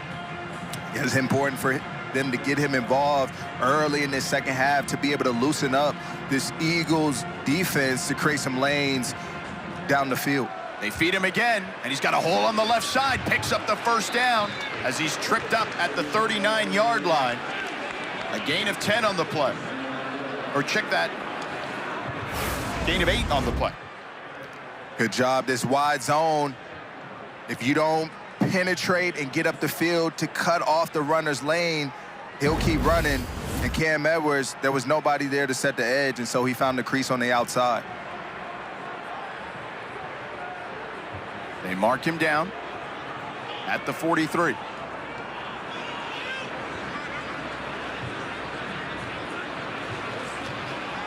Play action for Fagnano.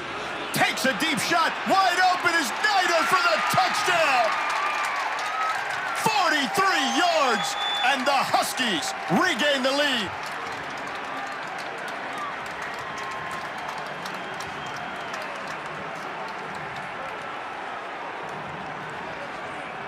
Quick strike and answer from Fagnano with the play action pass. What does that do? That brings defenders up, and they leave Snyder wide open in the back end, and there's some confusion from their leader, KP Price, because of it. Fagnano dealing. Now 14 of 19, 237 yards, his second touchdown of the game.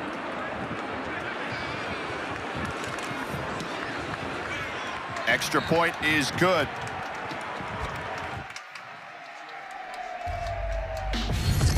This Huskies offense coming out playing complimentary football, getting it done on the ground, and then finishing it off through the air.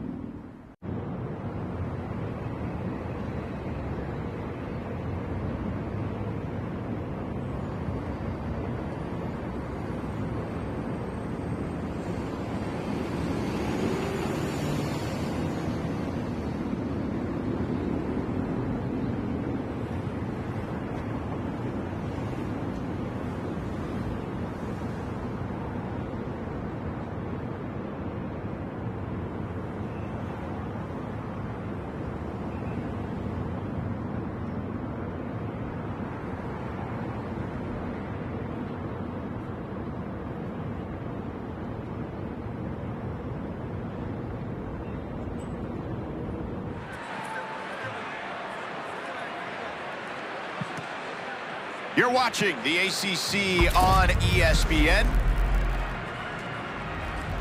Let's take a look at that last touchdown for UConn as they take a 4-point lead. Look at Isaiah Harris, the corner back here. As his play unfolds, he doesn't do a good job at sinking and playing with depth, and his man just runs right by him. And the result is a touchdown.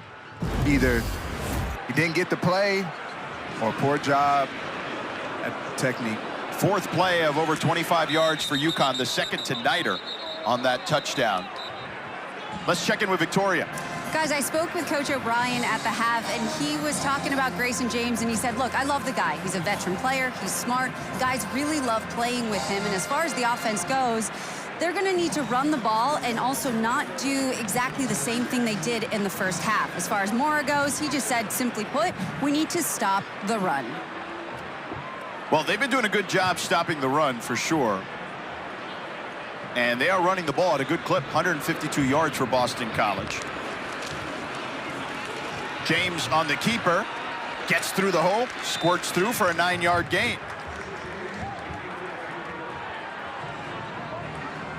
A really good play fake there. Shoulder toss action, but then keep it himself up the middle. 2nd and 1. McDonald bursts through the hole, and he picks up a first down to the 45. This young man is running with a purpose, an 11-yard gain for McDonald. And again, it's from the guards in that interior of the Huskies defense. They're driving them back, and it's been working all game. McDonald with 104 yards prior to that carry. Tack on a couple more, about 3, so make it 107 yards now. Yeah. Tommy Matheson and Robert Smith have been putting in a lot of work today. Those are the new guards. Tommy Matheson was the backup at left guard, in for Eric Daughtry. At left guard, Robert Smith, the true freshman from Cleveland, was the 3rd-string right guard and is now the starter at right guard because Logan Taylor had to shift from right guard to left tackle. A lot of shifting up front, but it's worked. McDonald lowers the shoulder. Picks up a nice chunk of change, 6-yard gain. McDonald had 98 yards on the season coming in today, and 107 thus far and counting. He's making his presence felt for sure. 3rd and 4. This is a down for Lewis Bond to come alive. He was in motion, now at the top of your screen. James, they pick up the pressure over the middle, incomplete, intended for Pugh. But 2 men down for UConn as they collided on that play. It's Cam Chadwick and Malachi McLean. Timeout for an injured player of the defense.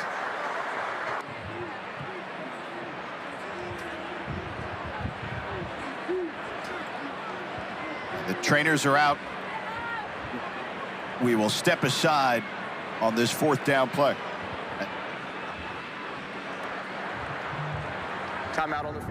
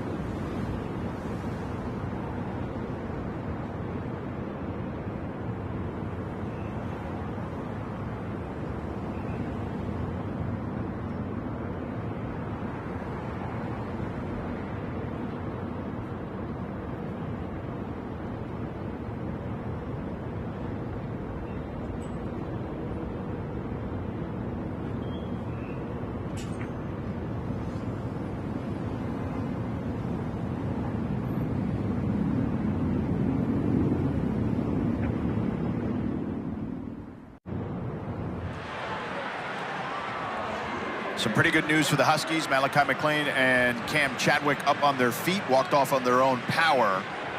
They collided on a pass intended for Dawson Pugh.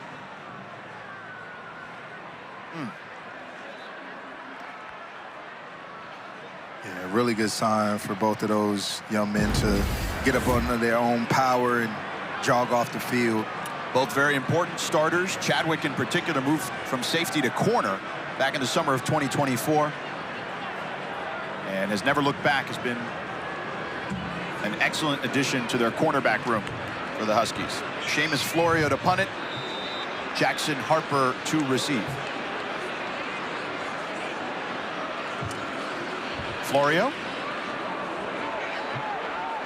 End over end.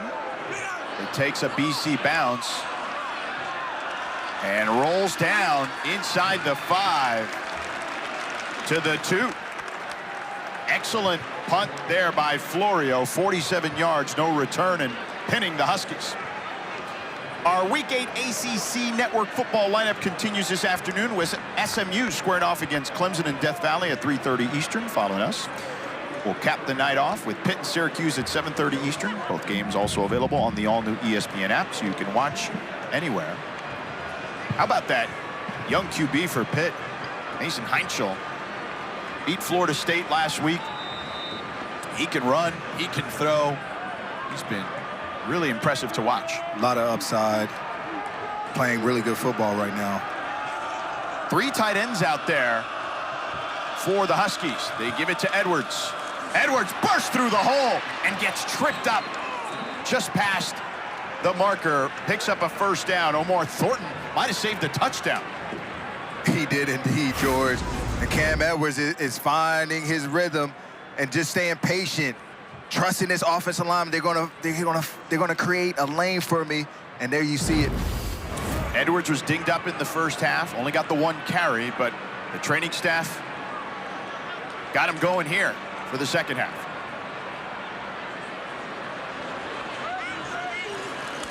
Fagnano with a screen to Skylar Bell. Skylar Bell squirts through. Has enough for the first down. Nope, they'll say 9. They're marking him just a yard shy. 22-yard line. Fagnano really has been impressive today, Rod. 15 of 20, 237 yards, and barely pressured. The few times he has been pressured, has done the right thing with the ball, too. And that's what has allowed this offense to play at a high level, is because of all of his doings, how he's just constantly just in control of this offense and gets them into the right play. Edwards picks up the first down. Yeah, Fagnano is one of these guys who, again, 7th year in college football this year, and all sorts of experience. Jim Mora told us he was surprised he'd got him to come back, and they were able to make it work with the NCAA. They love his leadership, not afraid to speak to teammates, good or bad. Play action, he rolls to the right now, Fagnano. Pump fakes, throws, out of bounds. Wisely done by Fagnano. No need to force anything. Let's move on to the next play. He's become more and more confident in his time here under this staff at UConn. Again, the transfer from Maine a couple years ago. And they've talked about this staff, how his belief and his confidence has allowed him to level up, because that's what he had to do. Coming from Maine, you're going to UConn, you're moving up to the FBS level, and he has thrived. A tunnel screen on the right side, plenty of room there, and upended after picking up the first down is Skylar Bell. Yeah, and it doesn't hurt that you have a player like Skylar Bell and Cam Edwards at your disposal that makes your job just a little more easier as a quarterback. Here they are, just getting Skylar Bell the ball in space. Good job by the offensive lineman and getting out there in a hurry. And on the sideline, towards the sideline, Lewis Hansen, the tight end, also had a good block to create that tunnel for Skylar Bell. UConn moving with ease thus far. Bell now at the bottom of your screen. Chris Parker in motion to the top. Edwards testing the right side. Edwards gets to the sideline, and he picks up positive yardage, but a flag trailing the play at the 39-yard line. Holding. Offense. Number 69. 10-yard penalty. First down. That's Ty Chan, the redshirt junior. Local product here from Lowell, Mass. Transfer from Notre Dame.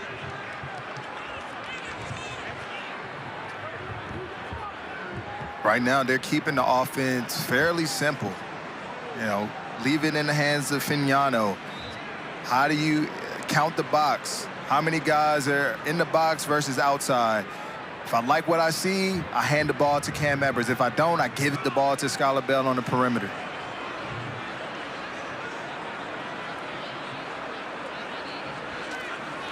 First and 20 now for the Huskies. Underneath, complete to the 34-yard line. A gain of 6 to Cam Edwards out of the backfield. And Edwards is down again. Officials timeout for an injured player of the offense. And he was looking so good to start this half. This is the second time he's been dinged up. Trainers checking on him.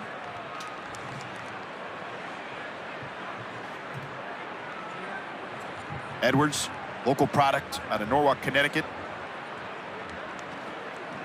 And young man blind out of one eye, Rod, and has dealt with that since childhood. Still thriving, but good to see him on his feet. Yeah, just a heck of a player. And even more, it's an inspiration to us all.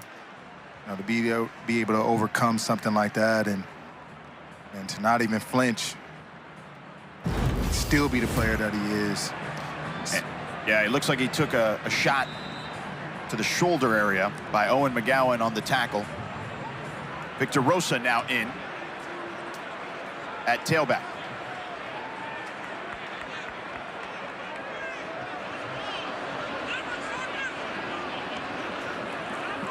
Fignano. Pocket collapsing, and Fignano wrapped up. Chris Marable, the transfer from Wake Forest. First sack today.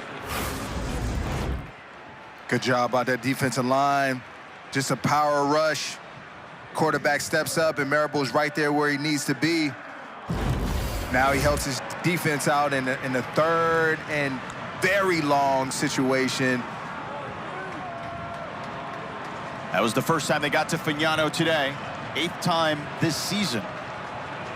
That offensive line does a good job protecting him, as you've seen all day. 3 for 5 on third downs on a 3rd and 15 for UConn. Pressure coming. He steps up in the pocket, completes it to Vereen, but it'll be short of the marker by about 2 yards. 13-yard gain. Do you go for it? It's a decision to make right now if you're Jim Moore in this offense. The way your offensive line has been playing, a yard. Yeah, it's about a yard and change, a long yard, but they are bringing out the punt unit.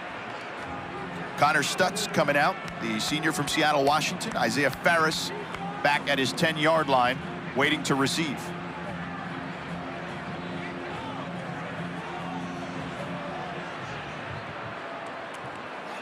Stutz boots this one. Ferris, fair catch at the 7. Will step aside. UConn in control at the moment, a 4-point lead. BC with the ball next.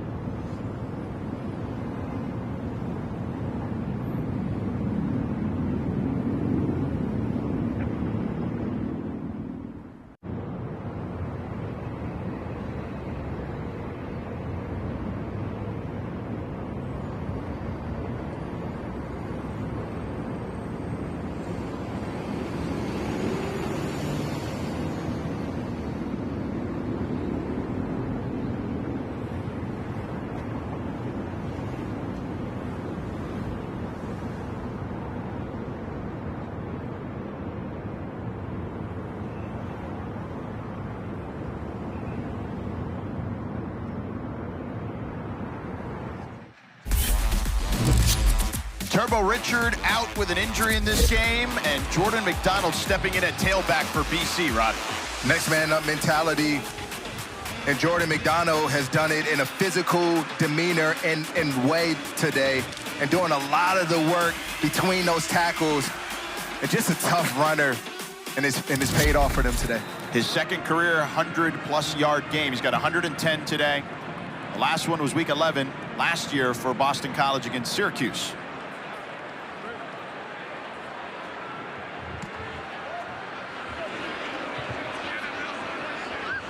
Boston College now with Grayson James. Lets it rip over the middle, short of his intended target, Reed Harris. Second down and 10 upcoming. Grayson James connected with Harris on a touchdown earlier. James is now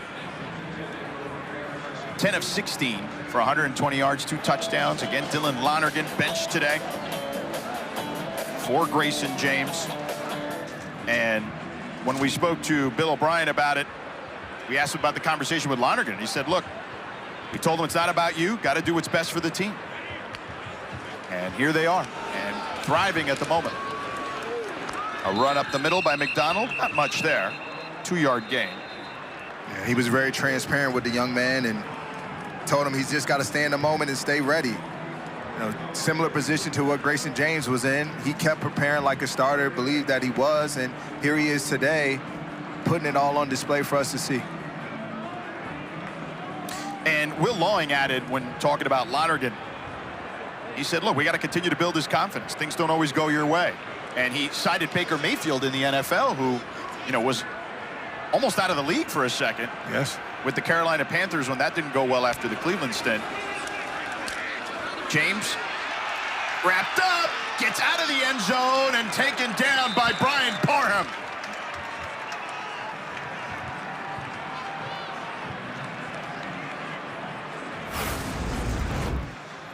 Brian Parham is a problem. 6.5 sacks on the year, make it 7.5. This coming with violence and bad intentions. And BC forced to punt out of the shadows of their own end zone. Third UConn sack of the day.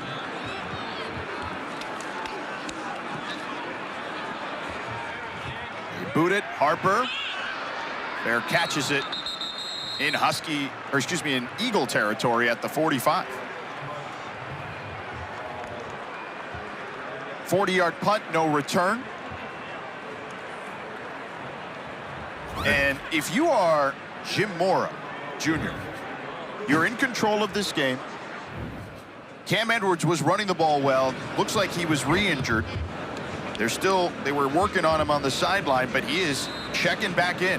This is a tough kid, Cam Edwards. Again, 6.3 yards per carry heading into this game. 4th in the nation.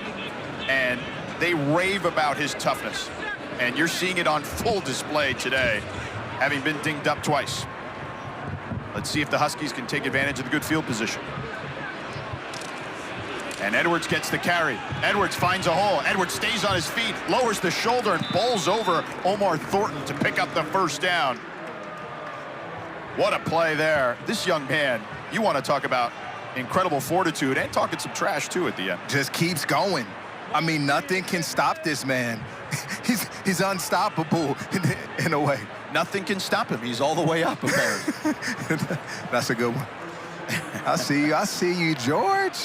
12-yard gain, longest run of the day for UConn.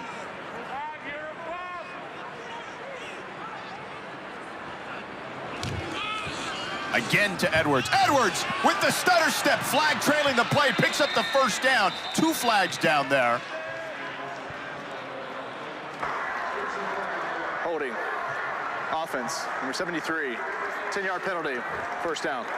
And Wes Ho, the center, senior, transfer from Syracuse with the infraction on that run. Yeah, captain of that offensive line unit, Wes Ho, just got caught. That's a number of holds for UConn today. That offensive line, who's done a phenomenal job protecting Fignano, was starting to get the run game going, but they've picked up some penalty yardage that you don't normally see from them. Yeah, at the wrong time, too. Like you said, you start to generate some momentum, and then it's now stalled because of a penalty. 59 yards on penalties today. Fagnano on the roll. On the throw. Wide open, Skylar Bell. Stops on the sideline, dancing there, tiptoes, and gets out of bounds. Picks up the first down inside the red zone. Skylar Bell is a smooth route runner. As you see, they're playing man-to-man, and he just does a good job at just lulling the defender to sleep and then breaking it off. There he is, wide open. Does a good job at playing with good pace. You never know exactly what route he's running, but then at the top of the route, always finishes with a good burst. A 24-yard gain. Here he is in the backfield now. And he flares out. They lull them to sleep with the screen to Edwards. Edwards inside the 15. Owen McGowan wrapped him up, a 5-yard gain. Just imagine what that does to a defense. You put the best two players on the field in the backfield at the same time. You know, who do you follow? You got Cam Edwards and Skylar Bell both back there. And Bell is at the top of the screen now. Chris Parker in the slot. Terrence Smith at the bottom. Fagnano, 20 of 26, 307 yards in the air. Fagnano, pump fake. Good clean pocket, end zone, touchdown! Vereen, his second of the day. 14-yard score.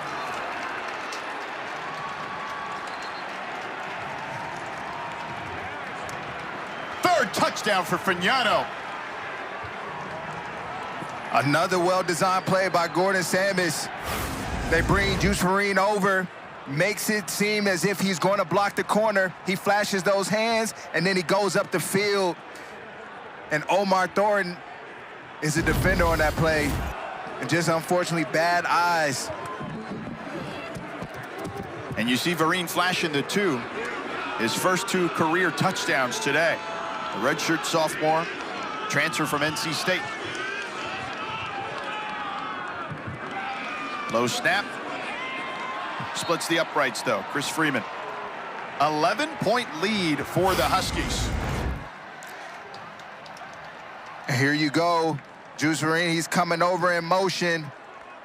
Omar Thornton, the defender, he acts as if he's going to block the corner, and he doesn't, and goes up the field.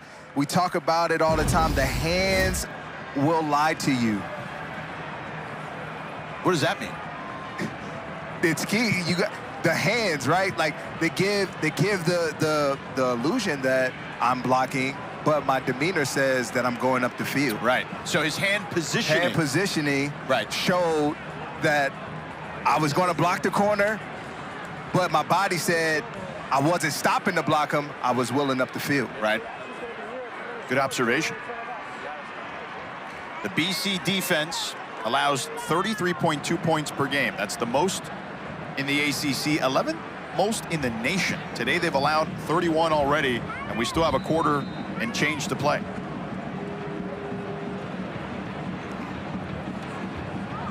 Good call by Jim Moore, though, to punt the football, trust in your defense. They do their job. You get the ball back at midfield, and then you go down there and score. Couldn't draw it up any better. Alex Broom brings it out, and he gets walloped at the 15. This UConn team is fired up right now as they head towards the sideline. Walloped. Where'd you get that from, George? It's probably like an old wrestling term or something like that. Hayden Pegg with the hit. Wallop. There it is right there. There it is. That's what wallop means. 43 seconds to go in the third quarter. Grayson James again getting the start today for Dylan Lonergan. BC is 4-2 in games he's played, 3-2 as a starter. And he's going to keep it. Big hole, slides down. Picks up a nice chunk of change. Flag on the play.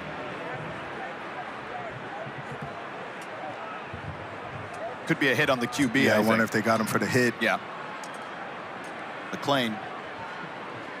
Parham also trying to give the officials an earful. That usually doesn't work, though. You got to state your case, though, George. I don't know. You got to try to do some convincing as one of the teammates. Quarterback, defense, number 7. 15-yard penalty added to the end of the play. Automatic first down. Malachi McLean, the senior from Houston, Texas, transfer from New Mexico State. The hit on James.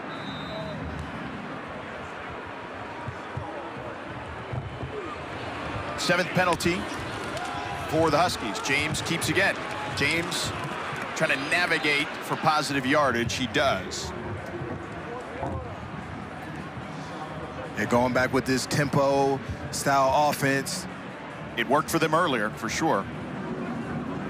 And that's what James brings to the table, too. Pump fake. He gets hit. James tries to shake it off and wisely throws it out of bounds. Devin Pringle with the hit on Grayson James. But James is so big. Oh, they're going to call him for intentional grounding, but there was a receiver in the area. That's what I thought. Grounding. Offense, number 3. Penalty has lost it down at the spot of the foul.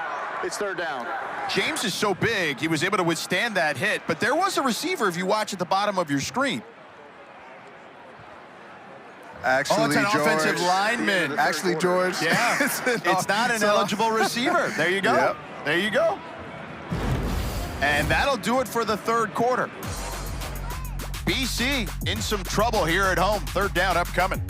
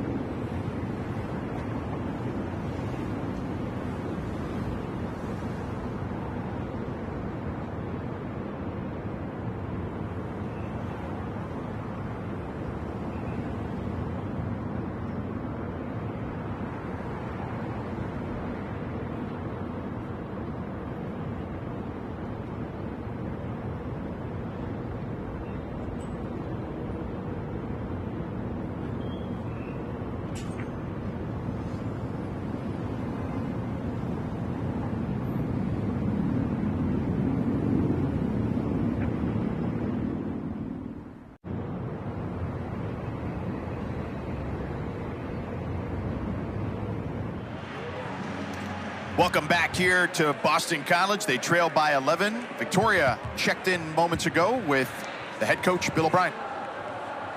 All right, Coach, this is a tight one here. What's going to be the focus in the fourth to take back control of the lead? Yeah, we got to convert this third down.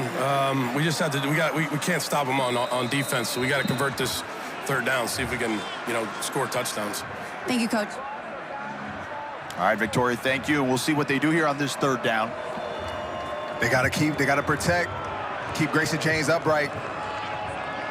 McDonald shifts in the backfield. Huskies, they come. They get good protection there. James fires to Bond, complete for a first down, and then some. Lewis Bond, the safety blanket, 27-yard gain, the captain of the offense. Right on cue. Give Grayson James times. He'll make you pay.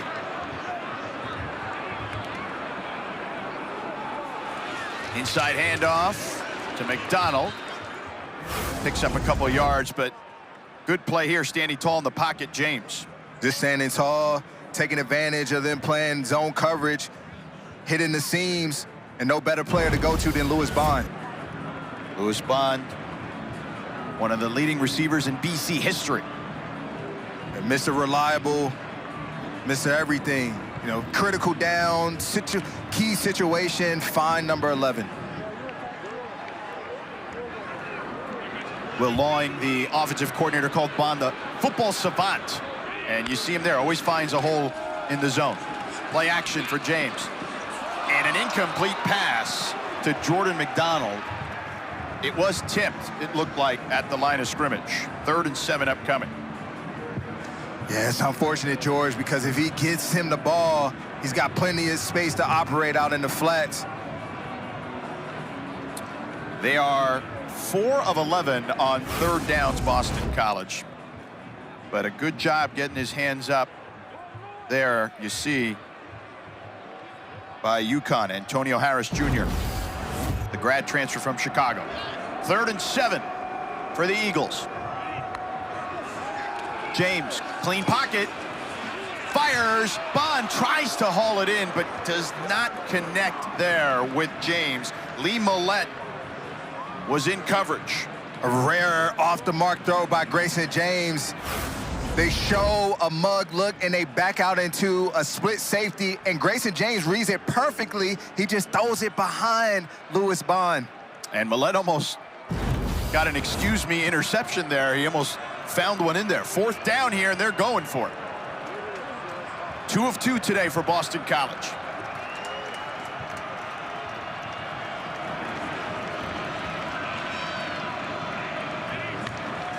James stands tall in the pocket, finds Bond again. He juggles it and hauls it in for a first down at the 25-yard line. A 12-yard gain.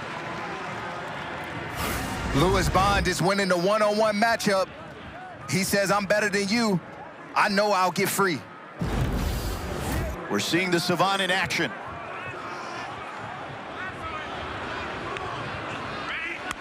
James, he's going to run it this time, but they knew it was coming. Vincent Carroll Jackson, the 6'5", 290-pounder from Pennsylvania, the Nebraska transfer. Coaches told us he looks like an SEC guy. Well, he looked like one there. Yeah, misread by Grayson James. There he had Lewis Bond to the flat open, because what they're doing in these empty sets are they're giving him the freedom to either run it himself or take the passing threat outside. Now, Bo McCormick, the true freshman at tailback, checks in. On 2nd and 12, he struggled in pass pro. Chudzinski in motion. They toss it to McCormick. He speeds through, picks up the first down. McClain upended him, but not until he picked up the first down to the 12. Good perimeter blocking by the Eagles on the outside, and creating a lane for McCormick to be able to run through. You see Lewis Bond out there, who just picked up the big 4th down. He's out there doing the dirty work and blocking. BC needs to punch it in here. They need a score in some way, shape, or form. McCormick straight up the gut. Down to the 9. 3-yard gain. McCormick again, that true freshman we mentioned here from Massachusetts. When we talked to coaches about him, they said that he's still learning just to be a college athlete in many, many ways. You know, figuring out the class load and everything he's got to deal with at an institution like Boston College. But positive opportunity there for him, and he's still out there at the moment. 2 tight ends for Boston College. James lets it rip to the end zone, incomplete, intended for Franklin. Now, he turned around. Did he think McCormick was supposed to take that? Was that a design? No, that was completely designed because he actually had Reed Harris open in the flat if he saw him. Typically, as a quarterback, that's your first read, flat to high, low to high, and then if for some reason he went away from him. Do you take the field goal if you don't convert this 3rd down, or do you go for it? 2 down territory? I'll take the points, George. 11 minutes left in this game. 3rd and 7. James gets tripped up, stays on his feet. He can run for it. He tries to, and out of bounds. It'll be 4th down. Brian Parham chased him out. It felt like he hesitated for just a second. He had a moment where he could have picked it up. Yeah, and that hesitation allowed the defense to recover, and then just good pursuit from the Huskies defense. Yeah, he had the stumble, but then after that, he had to make a quicker decision on whether to go, and he hesitated there, and it cost them potentially 4 points in this exchange. Yeah, a couple costly mistakes by Grayson James on that drive that we haven't seen all game. Luca Lombardo, 25-yard attempt. It's good, and it's a 1-score game, an 8-point game. Lombardo 3 for 3. Huskies lead by 8 over the Eagles.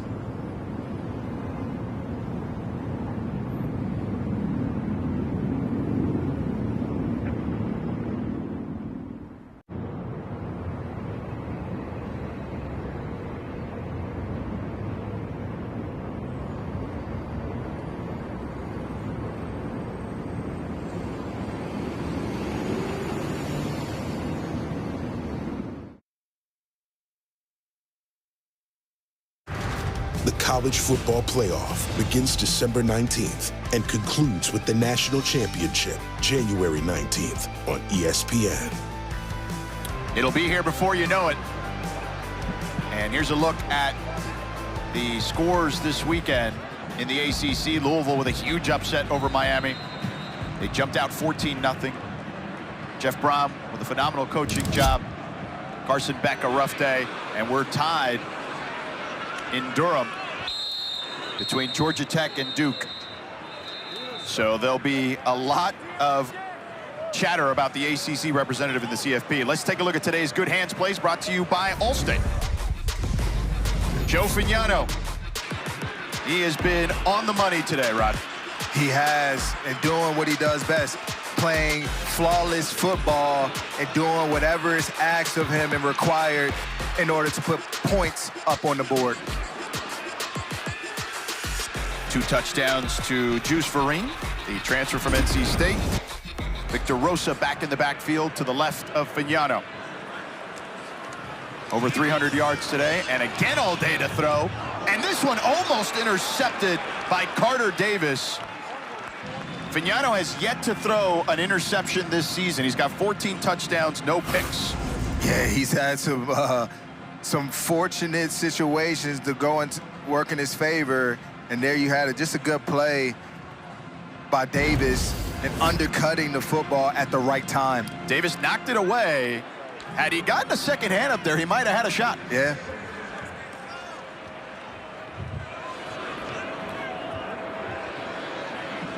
Fagnano under center. You don't see this very often. They give it to Rosa. Rosa pushing the pile to the 30, a 5-yard gain. Owen McGowan eventually brought him down. Owen McGowan, again, dealing with all sorts of injuries. Did not practice much this week. He's one of their veteran leaders, 5th-year senior. But Rosa with a solid run. 3rd down and 5 upcoming. Big 3rd down for the Eagles defense. They have to play tight coverage to not allow Lozano to take advantage of the soft zone. Fagnano and company 3 of 6 on 3rd downs. Fagnano on the design roll. Tosses it. It's complete, but it'll be short of the marker to Jackson Harper. It'll be 4th and 2. Good recovery from TJ Green, because when that play started, it was well designed. They knew it was man-to-man. They got what they wanted. They brought him in motion, zipped him back, and I thought he had a chance at getting the 1st down, but TJ Green does a good, strong tackle. That was his first offensive play, Jackson Harper. First 3 and out today for UConn. And they thought about it for a second. Jim Mora left the offense on the field for a while, but Stutz will punt it. And this one a wobbler. Ferris will let it bounce. It takes a UConn bounce inside the 15, rolls inside the 10. They're trying to wave it to move it, but they'll down it inside the 10 at the 9. Good punt by Stutz. 8-point ball game.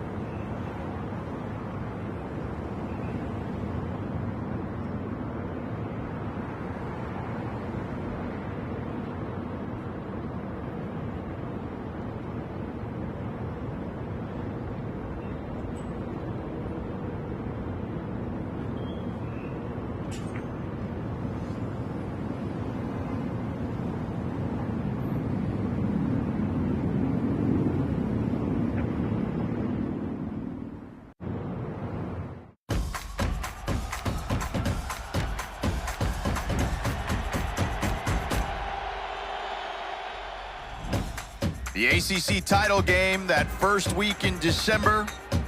Miami, what a huge drop after that loss yesterday at home to Louisville.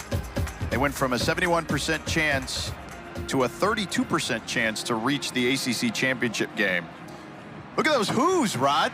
They're climbing. Your squad. Every week we see it. They're just climbing the ladder. Georgia Tech and Duke in action at the moment, as we mentioned earlier. Yeah. And Louisville back in the picture. We'll be at Louisville next week. Yeah, they should creep back in. They should creep up to the top 25 list, in my opinion. We'll see what Boston College can do here, trailing by 1 score. They hand it off to McDonald, who's had a heck of a day today. And he powers his way past the 15-yard line to the 16-yard line, a 7-yard gain. McDonald, big kid, 6'1", 211 pounds. You see him at the top of the screen now in the diamond formation. And now he heads back. Yeah, giving the quarterback some identification and coverage. McDonald totes the rock again, this time taken down for a minimal gain. Brian Parham, who has a sack earlier today, brought him down. 3rd down for BC. Big moment here for Boston College on a 3rd and 2 inside their 20. Really big, George. And they got to find their guys, find your playmakers. Reed Harris, Lewis Bond. McDonald flares out and now back in. Maybe they hand it off to him here. He's done well. Nope, they'll pass it back to the air. Pocket collapsing. James wrapped up and taken down. Brian Parham. He's cooking. Amir Renwick in there as well. 5th sack of the day for UConn. When the Huskies defense has decided to send pressure, particularly when Parham is involved, they've won. And there you see it. Just a nice stunt there from the Huskies defense. The first guy clears the lane, goes underneath the running back to get Grayson James off the spot, and then Parham's there to benefit from it. Florio boots this one, and a fair catch by Jackson Harper. UConn, with a long drive here, could put this one away. Indeed, they're in really good field position right now, too. They will start this drive at their own 45-yard line. This was when you lean on your offensive line, and Cam Edwards has checked back into the game just for this moment. Edwards has been in and out of the game with a multitude of injuries. We mentioned earlier, 6.3 yards per carry heading into this one. 4th in the nation. And he's got 42 on the ground today and trying to add on to that total. Tough runner, gets to the 49, a 4-yard gain. Marcus Upton upended Edwards. You wanted to see positive yardage right now if you're the Huskies. Fagnano on the keeper. Fagnano lowers the shoulder, picks up the 1st down. He's down to the 44-yard line. Omar Thornton put a lick on him, though. Fagnano with a really nice pull. And for a sec, Cam Edwards was confused. What are you doing? Yeah. What are you doing? Hey, RPO. Fagnano says, trust in me. Yeah. Well, and listen, with the day he's having, 22 of 29 for 324 yards, 3 touchdowns in the air. He's also got 25 on the ground. He's like, hey, man, relax. You only got 21 more yards than me on the ground right now, Cam. Relax, I got this. 1st and 10 for the Huskies. Now he gives it to Edwards. And Edwards fighting for more yardage, gets inside the 40 to the 38-yard line. A 6-yard gain. And the body blows continue for the Huskies. If you're BC, do you consider taking timeouts at a certain point here? Right now, you have to get a stop, George. You know, that's first and foremost. You have to create some negative plays right now, and you know that the Huskies are running the football, you got to load up the box and stop them. Edwards with 52 yards, 51 of them in the second half. They fake it to him. Fignano lofts one. Verbell incomplete. A lot of hand fighting with Isaiah Ferris, but an incompletion on that one. Good clean coverage by Ferris, and not panicking. Most people in this position would panic. He doesn't. He just stays on track and puts his hand in there at the last second to get the incomplete. And it stops the clock, too, on a 3rd and 4. And they're close to field goal range right now, so you're playing the points. Edwards in the backfield. BC looking to get a stop. They crowd the line of scrimmage. A quick toss, a completion, and a first down, and then some for Bell as he breaks free down the sideline and gets it to the end zone for a touchdown. 38 yards. Skylar Bell, a magician on that play. Man-to-man coverage, bunch route, gets picked, can't finish on the play, and Skylar Bell breaks the tackle and gets into the end zone.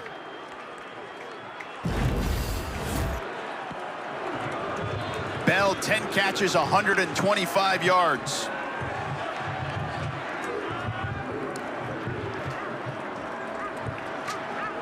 Yeah, Isaiah Ferris, he tried to go underneath to make the play. That put him behind Skylar Bell, and then he couldn't bring him down.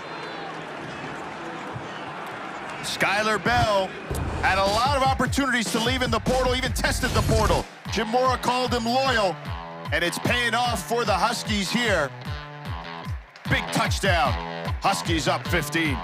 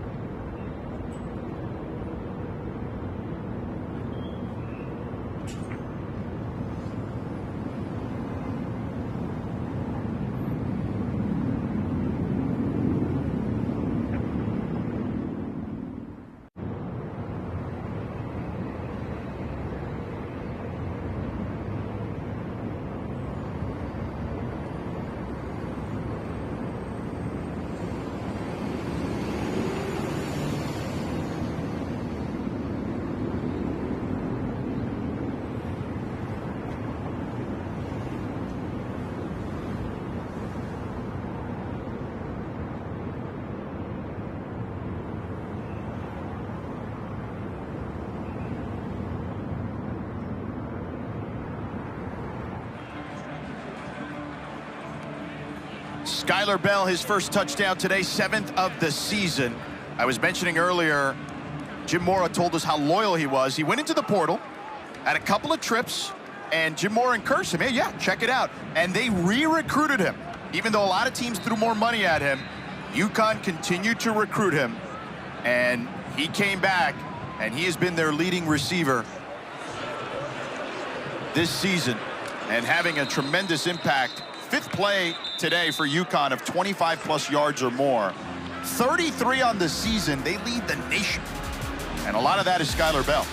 Tuesday night, we'll have a special conversation with North Carolina men's basketball coach Hubert Davis, their head coach. He opens up about a variety of topics, gets candid about what it means to him to carry on the legacy in Chapel Hill. Coverage begins at 8 Eastern, right here on the ACC Network and the all-new ESPN app. The lean on leadership from Seth Trimble, a returning player at North Carolina. Grayson James gets it to Bond. Bond picks up the first down. And it is go time if you are BC, a 13-yard gain there. Not a lot of time left in this one, though. They do have 3 timeouts. Yeah, they need to score in a hurry. They're up against the clock. And so you got to put pressure on this defense. James with time. Lets it rip. Franklin goes high, but couldn't haul it in. They tried to go upstairs to the big man, Jeremiah Franklin, the senior tight end, but even too tall for him at 6'3". Yeah, Jeremiah Franklin has to catch that football. You have to help your team and quarterback out. It's in your hands. You're fully capable of doing it, and that is the chunk play that you need when you're up against the time.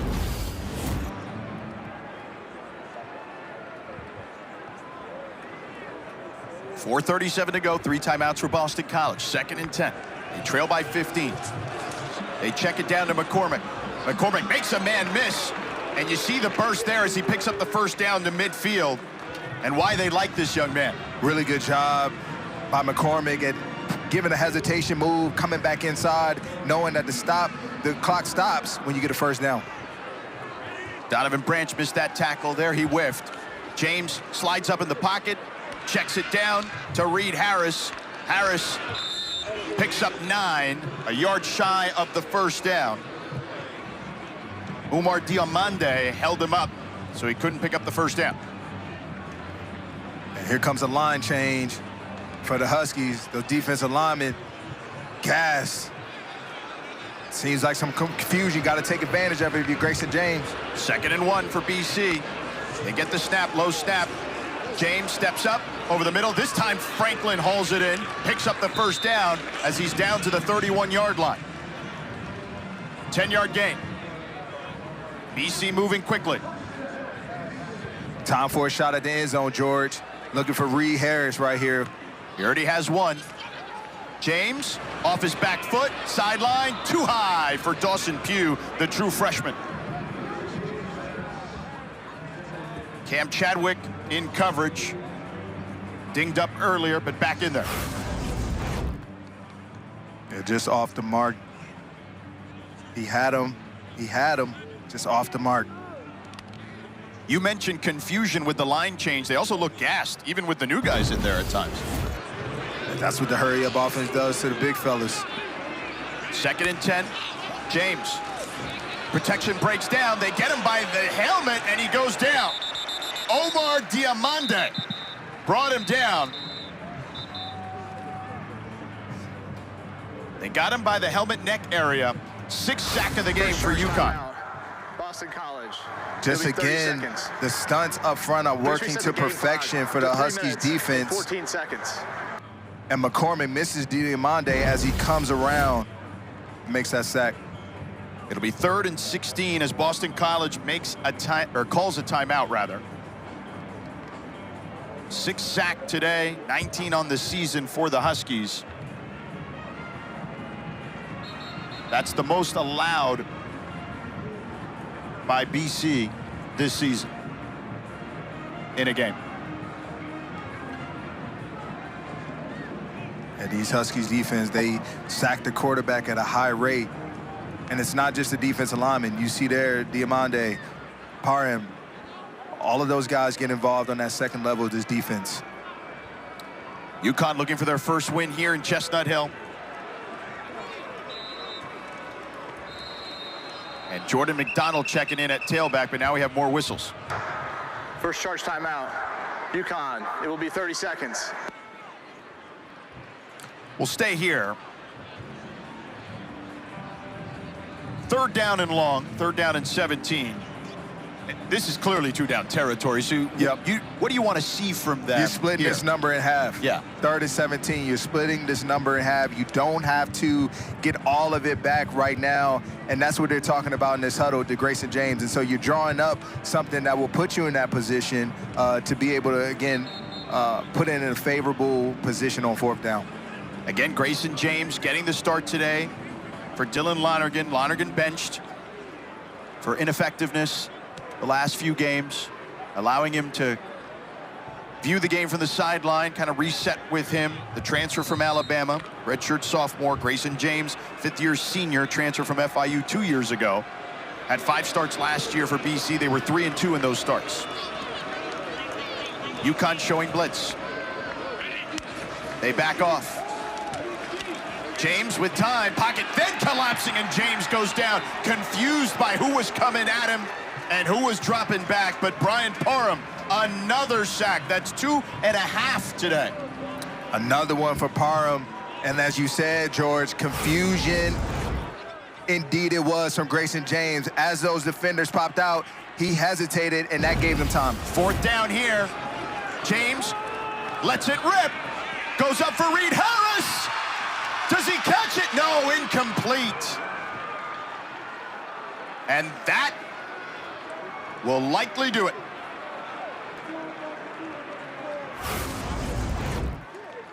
What a great effort by Reed Harris. Oh, so close on the way down. Damon Brinson, Fort Lauderdale product senior from Dillard High School, got his hand in there. Good violent finish from Damon Brinson, a leader on the back end. Not big in stature, but a big heart and a great competitor. And you may hear in the background a "Let's Go Huskies" chant by the UConn fans.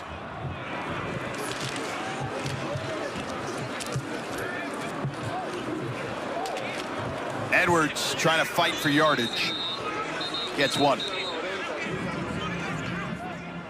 And timeout on the field. Second charge timeout, Boston College. It will be 30 seconds. Please reset the game clock to 2 minutes, 34 seconds. The 7th sack by UConn today, most in a game since 2011. Their defense stepping up in a big way. And that worked for them today. The pressure. When they decided and they made the decision that they wanted to pressure this Eagles offense, they got to him. Jim Mora has done a phenomenal job here at UConn. Struggled the first couple of years to build the program. 9 wins last year. They're going to get their 5th win here, barring something incredibly strange. This team, as an independent, is doing a really good job this season. That has a lot to do with the cast of coaches that they have, preparing this group each and every week.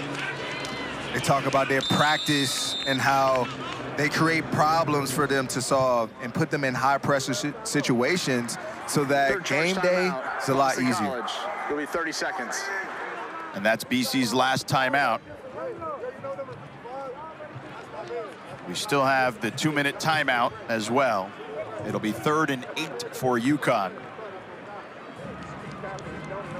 And for Boston College on the flip side, it has been a tough season. Early on this year, they get the win in the opener against Fordham. They lost a tough one at Michigan State. Another tough one on the road to Stanford. The Cal game here, they had chances, and they dropped that one. And then Pitt, things spiraled out of control quickly. And similarly against Clemson, except it was 24-10. Boston College was driving before the end of the half, and Dylan Lonergan got a fumble on a strip sack, and that changed the momentum of that game and pretty much put it away for Clemson. Edwards on the run,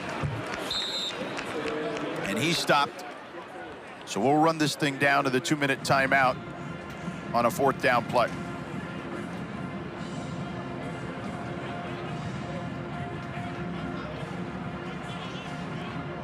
UConn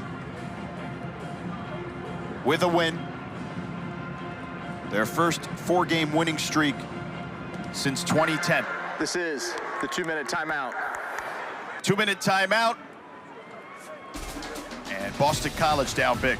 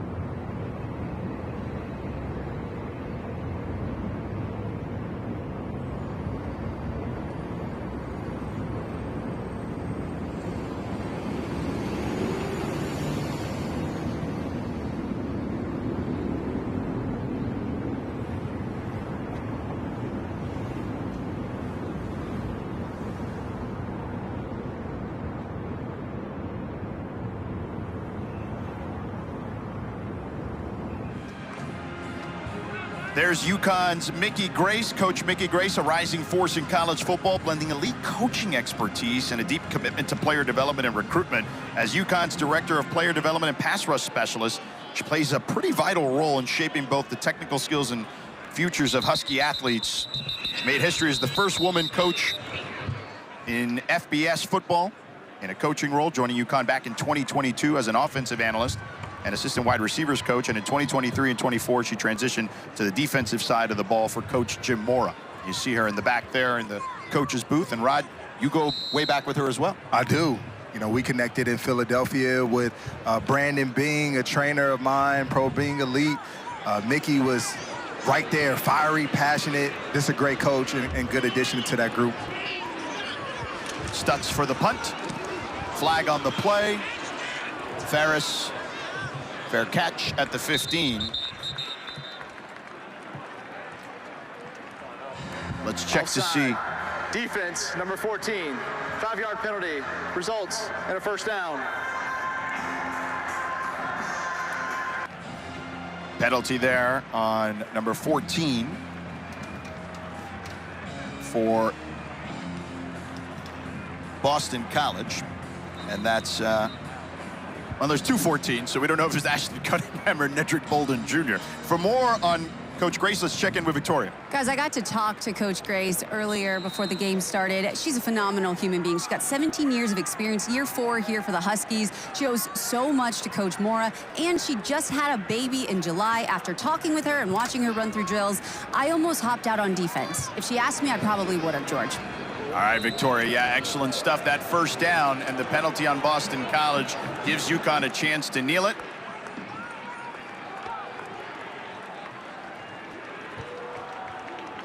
And this one is just a formality now, although Coach Jim Mora is still coaching and given plenty of instruction to his own coaching staff.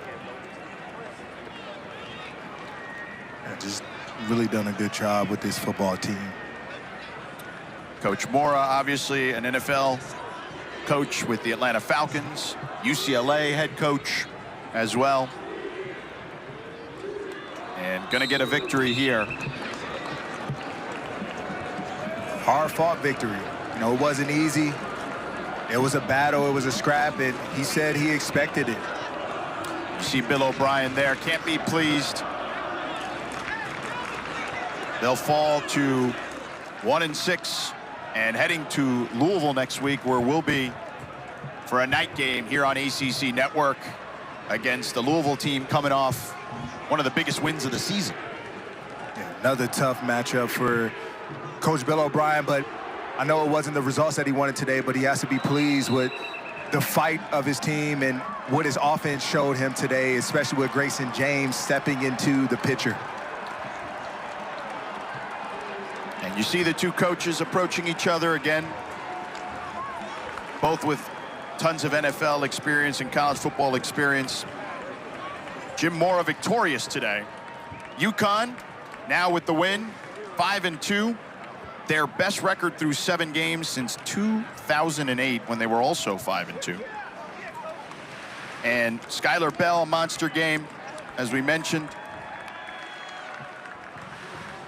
Fagnano, one of 5 QBs in the nation to have over 1,500 yards and over 11 TDs in the team's first 6 games, now 7. Marcus Mariota did it twice. Luke Altmaier, Colby Cameron, and Geno Smith back at West Virginia back in 2012. That'll do it for us, for our entire crew here, led by Aaron Snyder-Stewart and Michael Ireland. For Victoria Arlen and Rodney McLeod, I'm George Sedano. The final here in Chestnut Hill, UConn 38, BC 23. We'll send it to the studio.